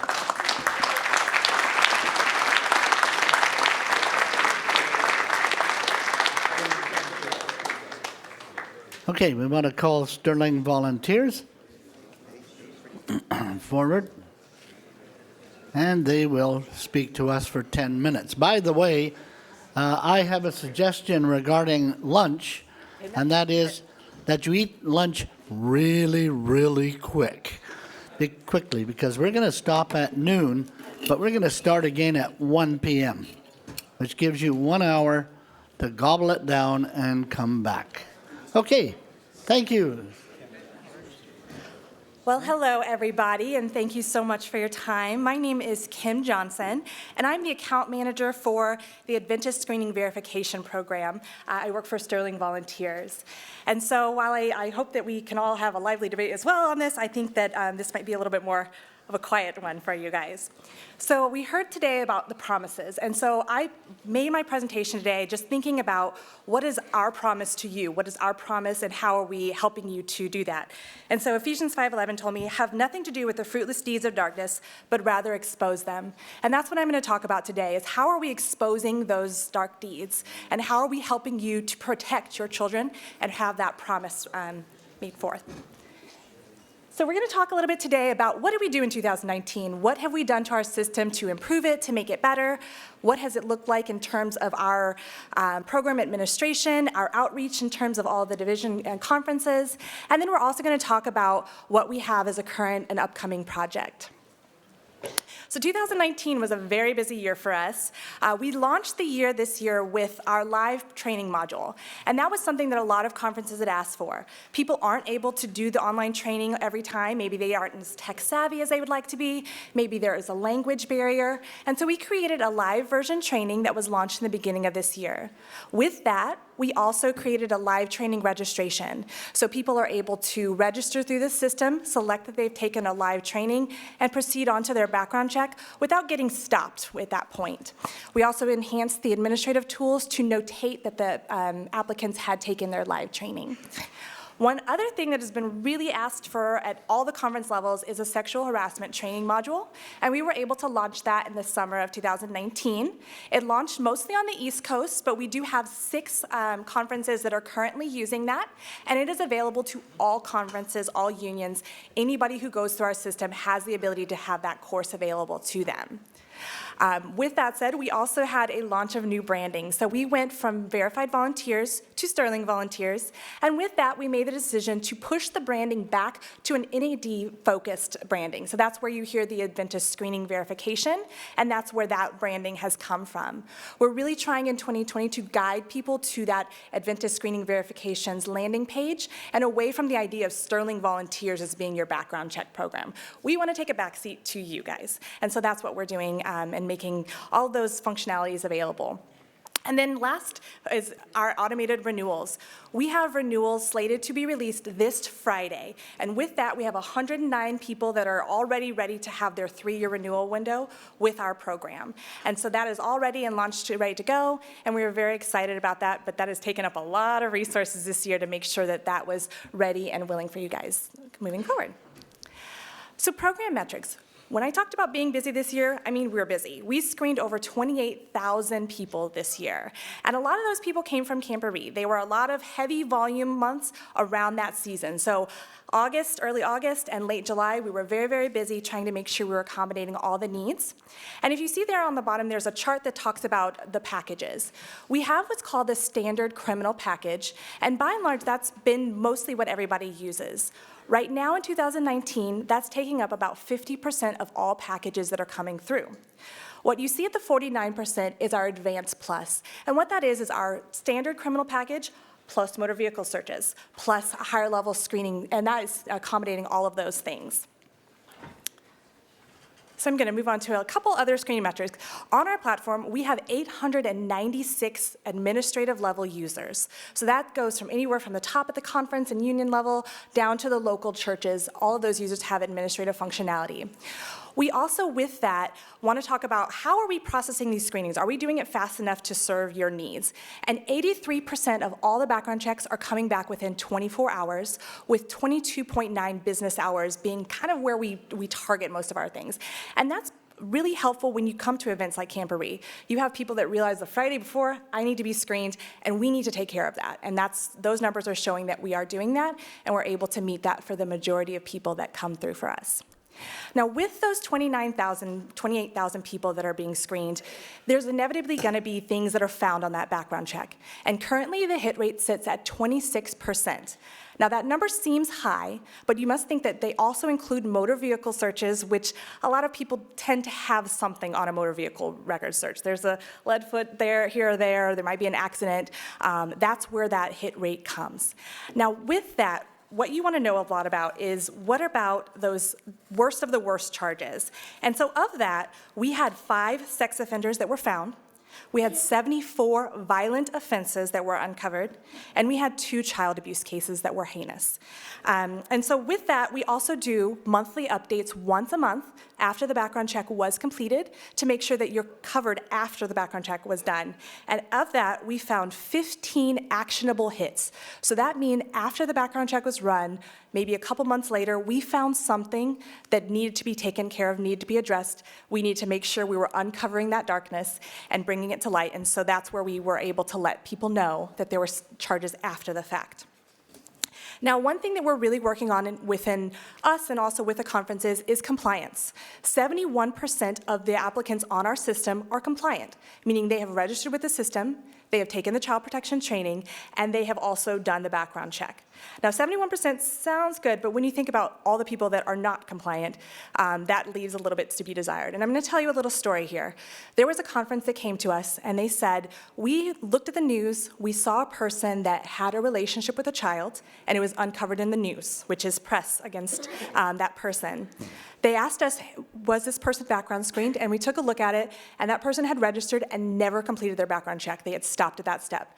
We took on the next step to work with that conference and increase their compliance. They're now one of the top-rated compliance conferences across the division because they took the steps after something happened to make sure that there was pieces in place to ensure compliance. And so 2020, that is going to be our main mission. We're going to make sure that every conference is equipped with the necessary tools to make sure compliance is easy, it's not something that they are worried about, and that they know that they have a compliance rate closer to 100%.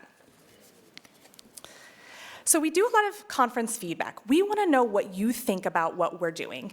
I know that there's no perfect system out there. Nothing is ever going to be 100% right, but we want to make sure we're as close to that as possible. So after each person calls into our Adventist support group, we survey them. They can choose not to be surveyed, but we give them that option. We also have 2 opportunities throughout the year in which we survey just to make sure we're getting feedback on our platform, feedback on our customer service. We want to hear it all. And so there are a couple examples there, but we hear all kinds of things. We hear the good, the bad, the ugly, and we want to make sure that we're just striving towards perfection with you all. Camporee. This is my favorite topic here because we screened so many people and we were able to really shine in that area. So 7,800 people were screened in just the month leading up to Camporee. And so that meant a lot of resources on our side. That we had to put additional resources in place to close orders as fast as possible. We had higher call volume, so we had people staffed to take that. We had people calling on the weekends. As you know, Sundays they were calling to make sure people were screened, and we made sure we were staffed to answer those questions. There were 78% of the background checks were shared, meaning they were done at the conference level and shared up. And then 197 people were international background checks. So meaning we did either a country-specific search or a data repository search. And as you know, international searches can take a little bit more time, they can take a little bit more resources. And so that was 197 people that we supported in that manner. Now, looking forward to 2020, what can we do to grow better? 2020 renewals is going to be an ongoing project. We're going to continually monitor to make sure that those are processing as they need to, and we're going to make sure that everything is running smoothly to ensure compliance. We're also going to update the compliance report and make it easier for everybody to use. We've heard so many times that the way the compliance report is set up now is not conducive to easy checking for everybody, and especially at the lower levels. And so we've heard that, and we're going to make those changes in the early part of 2020. We're also going to look at continued program education. Make sure that those people at the local levels know what a compliant check is, make sure they know what to check for, and make sure they feel confident in that compliance report and the whole entire process. And then we're going to look at our support team. We're going to make sure that we are assessing everything, that when you call into Adventist support, you're going to get the same service as if you called my desk directly. We're going to make sure that if you tell a Adventist support customer service person an enhancement request, it's going to get up to me, it's going to go up to our developer, and we're going to make those changes happen as quickly as possible. And so we are committed to 2020 making sure service is number one, and that you feel comfortable and confident calling anybody in our organization and getting the right answer. And that's all I had today. Thank you so much. Thank you very much, Kim. And as you know, we have changed. You know, we used to have Shield the Vulnerable. And then do you know the next one? Verified volunteers. And then we moved to Sterling Volunteers. Sterling Volunteers. They said, listen, why don't you guys just keep your own name and stop changing every time you have a different company. So we do have the North American Vision Adventist Screening Verifications. Adventist Screening Verification, and that will always be our name. We voted that a few months ago, and we really appreciate the service that you've provided. Thank you. Let's have this comment, and then we'll ask for a motion to receive the report. Mitchell Davis, Central States Conference. So I understand, let's say 100 people from the local level needs to be screened. Mm-hmm. How does your system respond back? Do you send back that 100 people have submitted or signed in? And then out of that, if 50 people took it, 50 did not, do you send the number and the percentage back to the local level? Yes, we do. So we have what's called a compliance report. And so it tracks every single person that registers and where they are in the process. So if they just registered and stopped, you will see that they have not completed the training and background check. If they have done the training, you will see the date at which they took the training and the date of their expiration, so 3 years out from that, and same with the background check. We notate a date, and we also notate the expiration date. And furthermore, with the background check, we also notate compliance. Was it eligible with a restriction, or was it completely eligible, or were they ineligible based on what was recorded? And all of that is fed back to the conference administrators and to the local levels. And the improvements that you talked about for that compliance, how'd you describe those? Sure. So a lot of them are structural. We don't necessarily notate exactly what was screened on that report. So you might have a standard background check with a motor vehicle search, and you wouldn't know that unless you knew what to look for. And a lot of local users, they don't know what that role would require. They wouldn't know that this location requires this level of background check. And so we're putting that right there in front of everybody so that the person doing the background checks at that local level can look at that compliance report and quickly know, okay, they've done their background check, they've done a motor vehicle search, they've done an alias name search, whatever it is, it's at their fingertips. And then we've also enhanced the exportability. Right now it exports to kind of a weird looking file, and so we're changing that to a PDF and something that's really easily printable so that they can have that on hand at events. Thank you so much. Thank you again for the report, and a motion is in order to receive the report into our minutes. All right, all in favor, please say aye. Aye. Opposers? It is carried.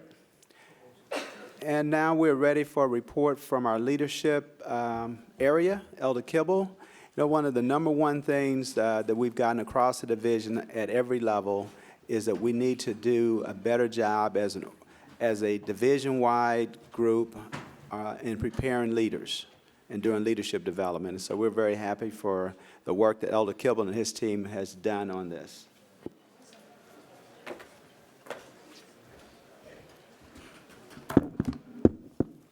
Thank you very much, Elder Bryant.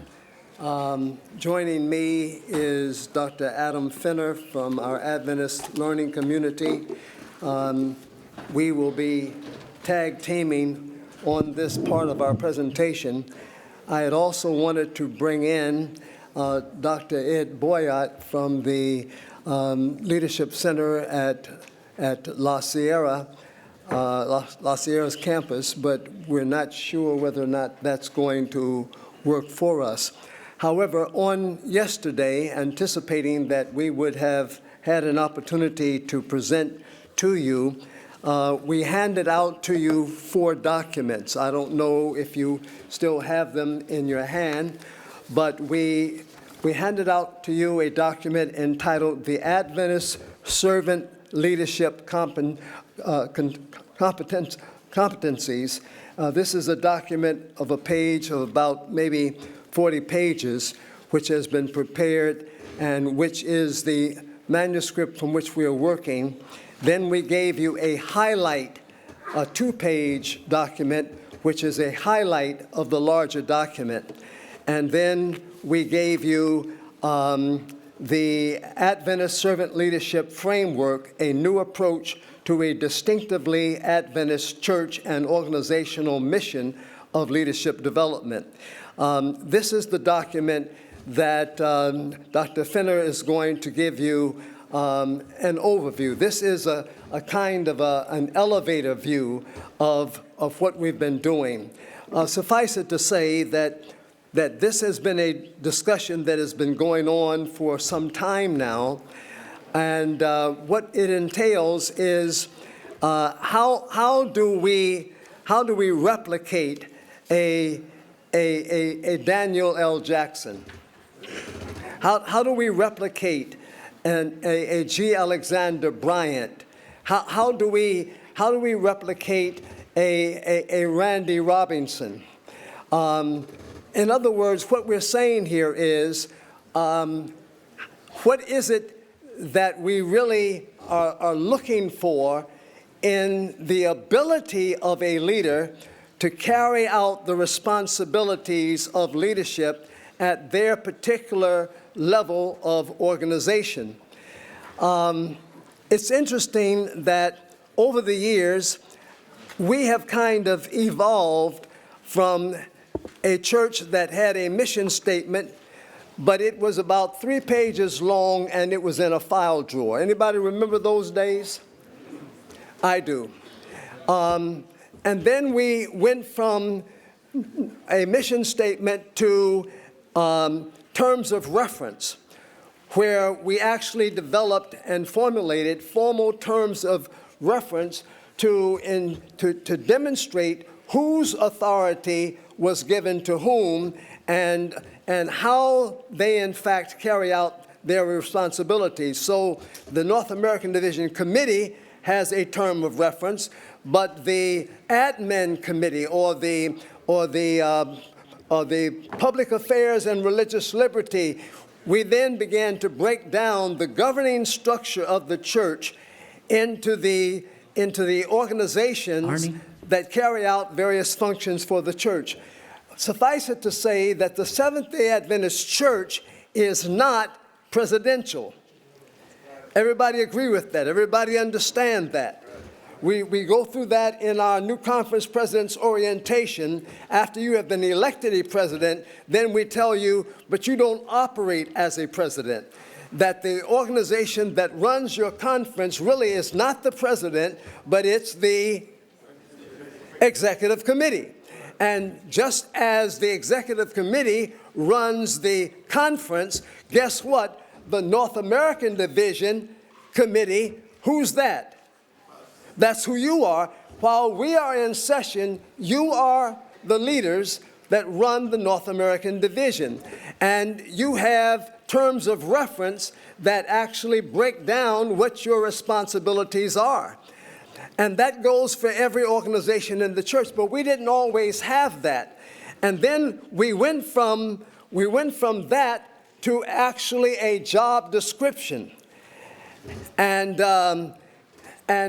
so we now understand that the president has a job description, as does the secretary of the conference and the treasurer of the conference, and we often refer to them as the president as the first among Come on, you're not talking to the first among, because when the treasurer is giving his report to the conference committee, he is not giving the president's report. He's giving his own report because he does not, he reports directly to the executive committee.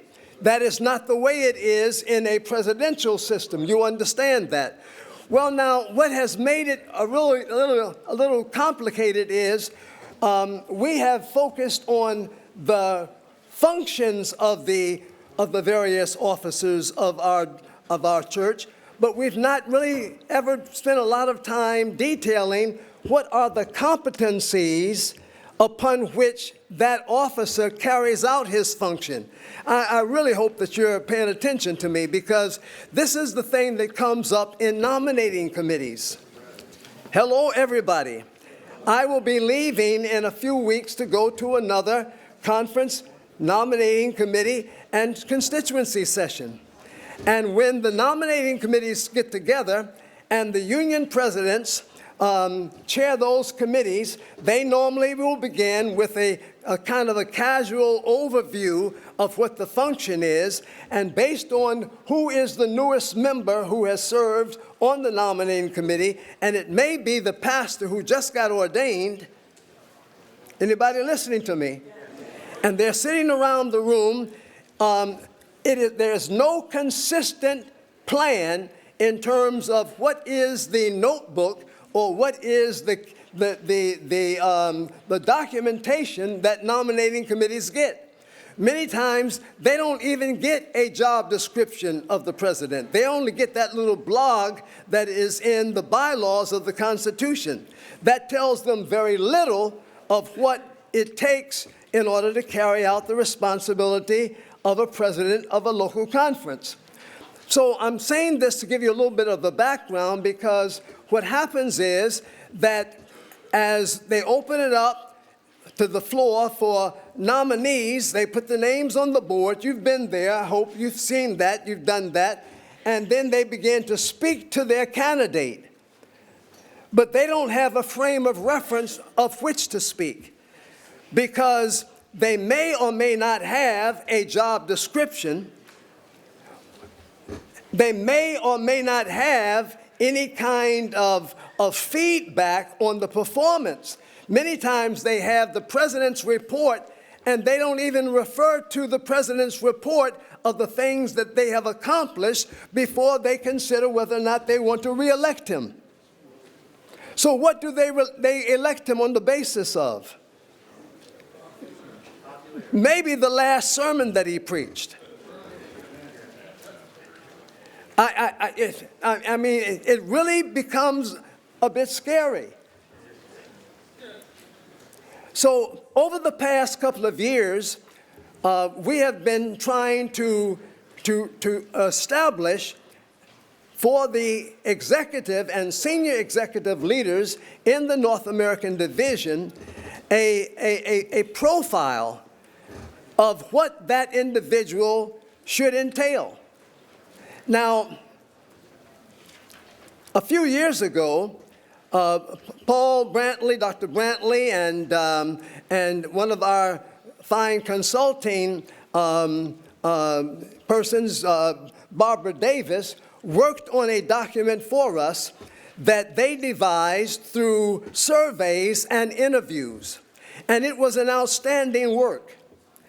And along with that, working with the ministerial department, the ministerial department very quickly leapt ahead, and they began to pull together individuals, and they worked through a process, and they developed a framework and competencies that they wanted to put in place for the ministerial leader. But who would not agree with me that there is a stretch from the pastor to the position of the North American Division president? Would you say that that's a learning curve? Or from a youth department director to the president of the conference? Are you tracking me? And so when we looked at the document, we felt that there were some limitations here.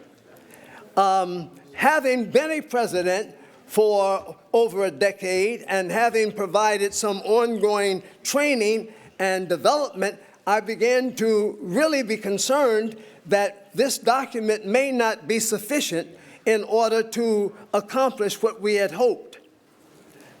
And so I was introduced to one of the finest leadership consulting organizations in the world, the Korn Ferry Hay Leadership Group.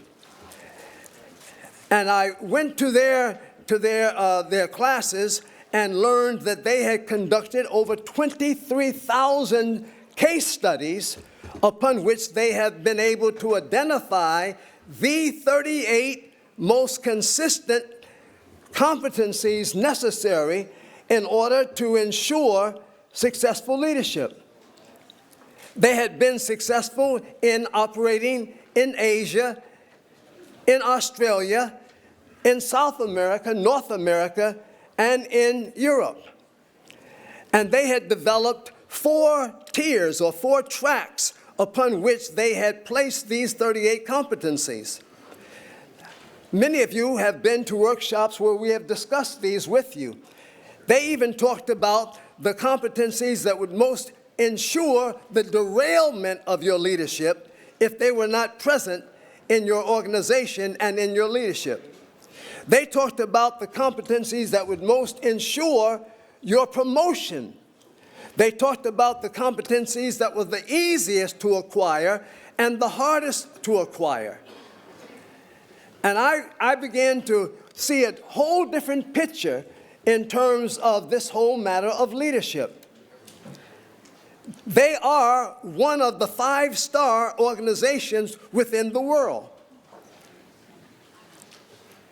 However, while they were consistent in education with the military, while they were consistent with the medical industry and corporate and all, we now bring a new equation to the picture in terms of a church-related, an ecclesiastical structure. And one of the things that we looked at was that while Korn Ferry might be the creme de la creme, that they're minus something. And guess what that was? The spiritual aspect. Because who is the master leader? Who is the master leader? Jesus Christ. And so we began by putting together a task force of leaders to look at this responsibility of developing for North America a profile built upon the one that Paul and Barbara had put together that would actually encapsulate all of this together, where we're looking at the core competencies that a company like Korn Ferry might develop, but we're not leaving out the spiritual aspects. And on this committee, we brought on Ed Boyott, who leads the Leadership Center at La Sierra, and we brought on Eric Baumgartner, who oversees the leadership at Andrews University.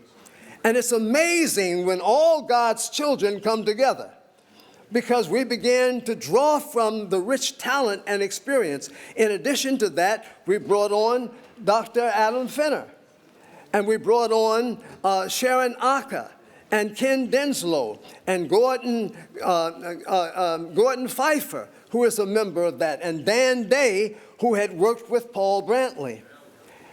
And we began to have these round tables, and we invited in Steve Haley from Tennessee, and we invited in Maurice Valentine from the Lake Union. We're all sitting around talking. Well, guess what? Ed Boyott brought to our attention the historical and classical work of Greenleaf, who has outlined so perfectly as early as the 1970s this whole aspect of servant leadership. And then Ed Boyott, Eric Baumgartner, looked at the Korn Ferry competencies and did a research on the spirit of prophecy and found out that there were over 20 of the 38 that Ellen White had spoken to directly herself. This thing gets really exciting. And so we began to marry these different thoughts together in terms of how do we frame the North American division leader for the 21st century. And that's what Dan Day has been able to put together in this document here. It is a rich and wonderful undertaking. Now remember, I said that Korn Ferry developed how many categories or how many tiers of leadership? Do you remember what I said? There were 4.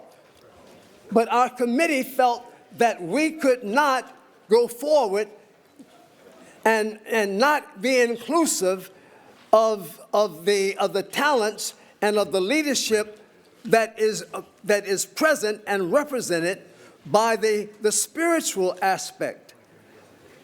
And so that is in essence what we have tried to do. I'd like to walk you through, and I've never used this device here, but I'm going to try. Which one moves it forward? The big green one, okay?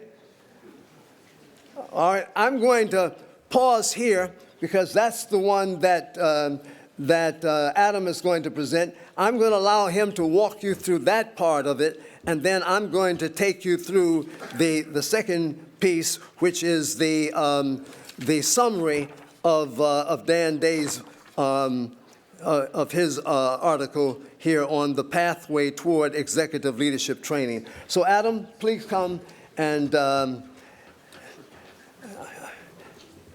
go back one slide. Organizations don't fail. Leaders fail. One of the best indicators you can have for indicating the health of an organization is the quality of leadership. And some of the conversations we've had over the last few days have really indicated that we're in some trying times.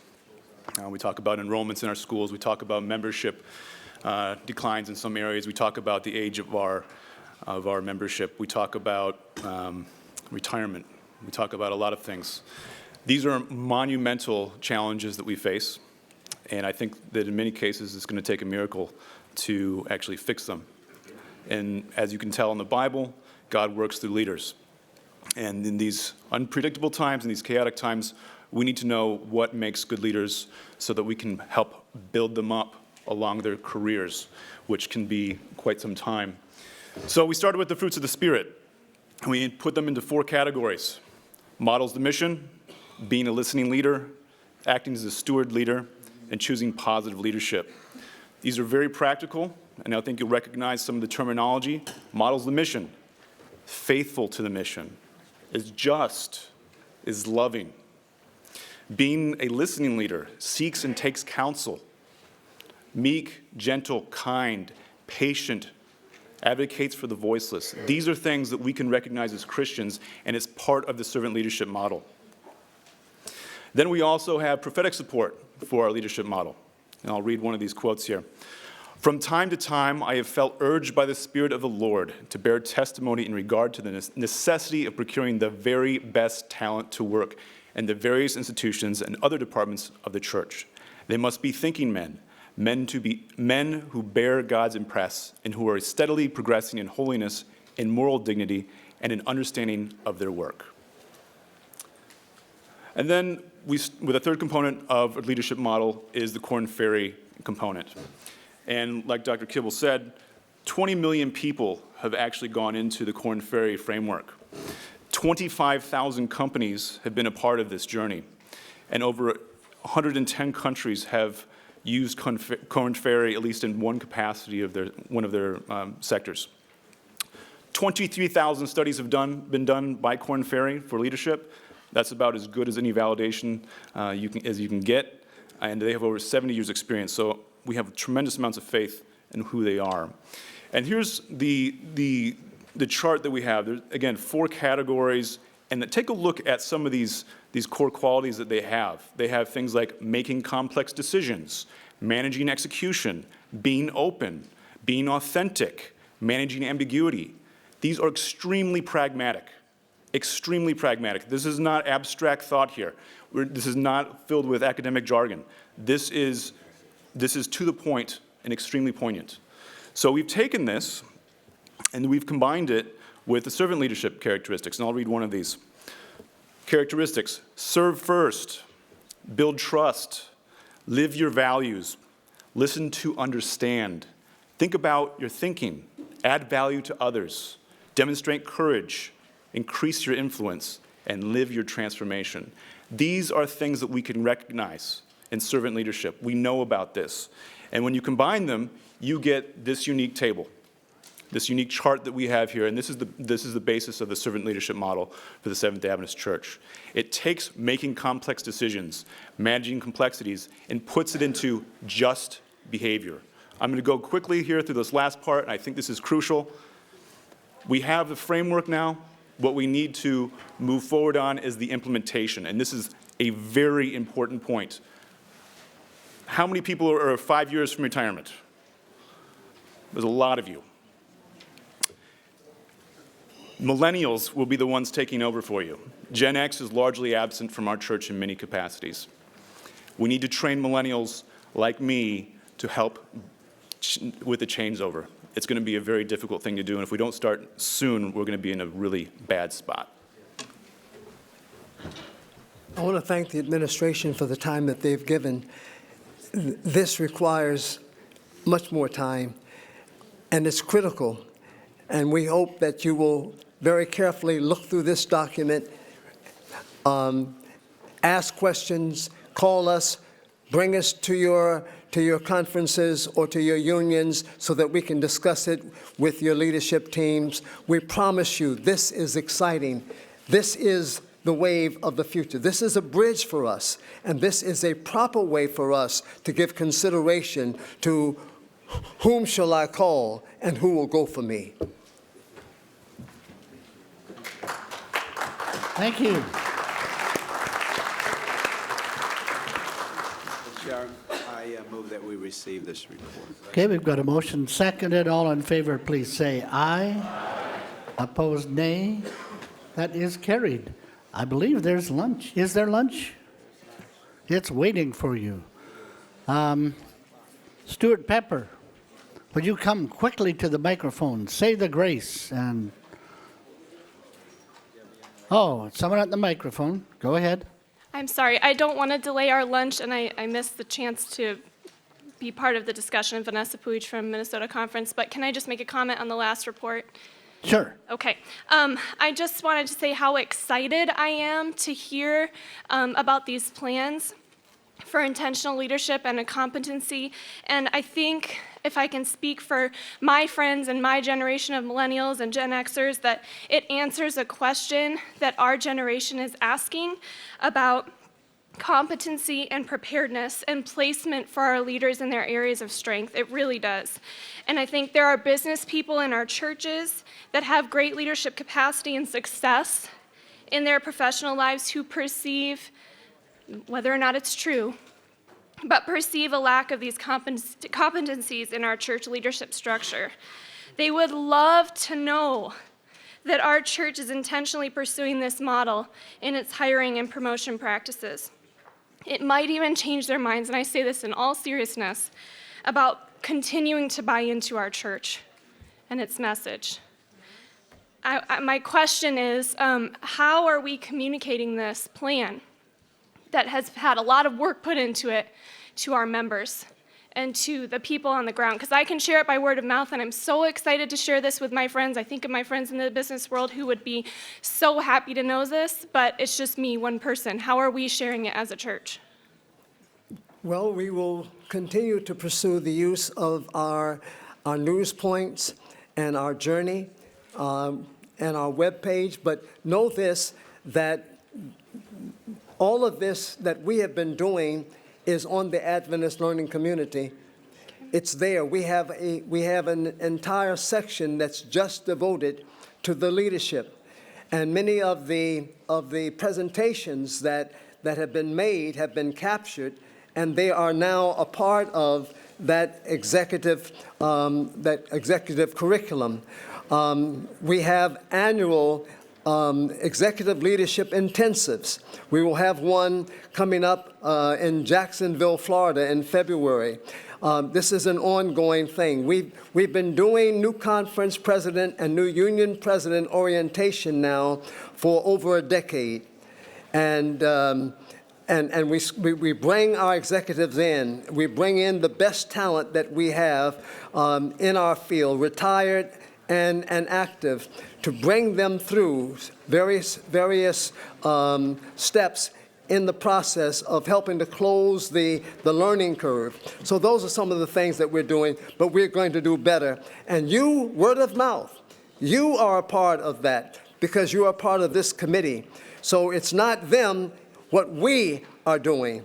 God bless you. So then can I just encourage our conference presidents and our union presidents and all of us here to really be communicating this to our people, because there are people my age that would love to know this. And can I just challenge you, can we also have this be something intentional that's put forward for our education leaders and our principals who desperately They are a part need of it training. as well. Great, I'm glad to hear that. And you should know, when we started the orientation for new officers, it was not done anywhere in the World Church.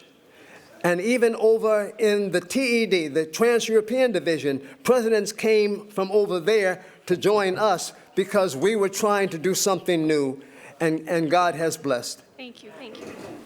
Okay, you've got a very short comment because we're over time, but address it to Elder Brian. Yes, sir. Alexia Griggs, Oakwood University Student Association President.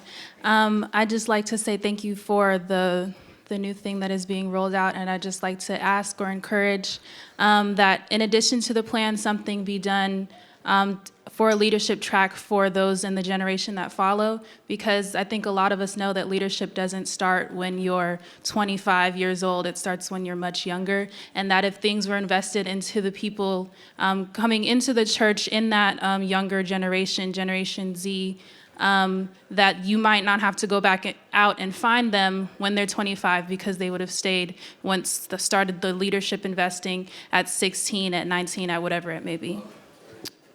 Thank you. Stuart, if you would pray for us. Dear Heavenly Father, I want to thank you for what went on in this room this morning. Multiple variable conversations with passion and yet camaraderie.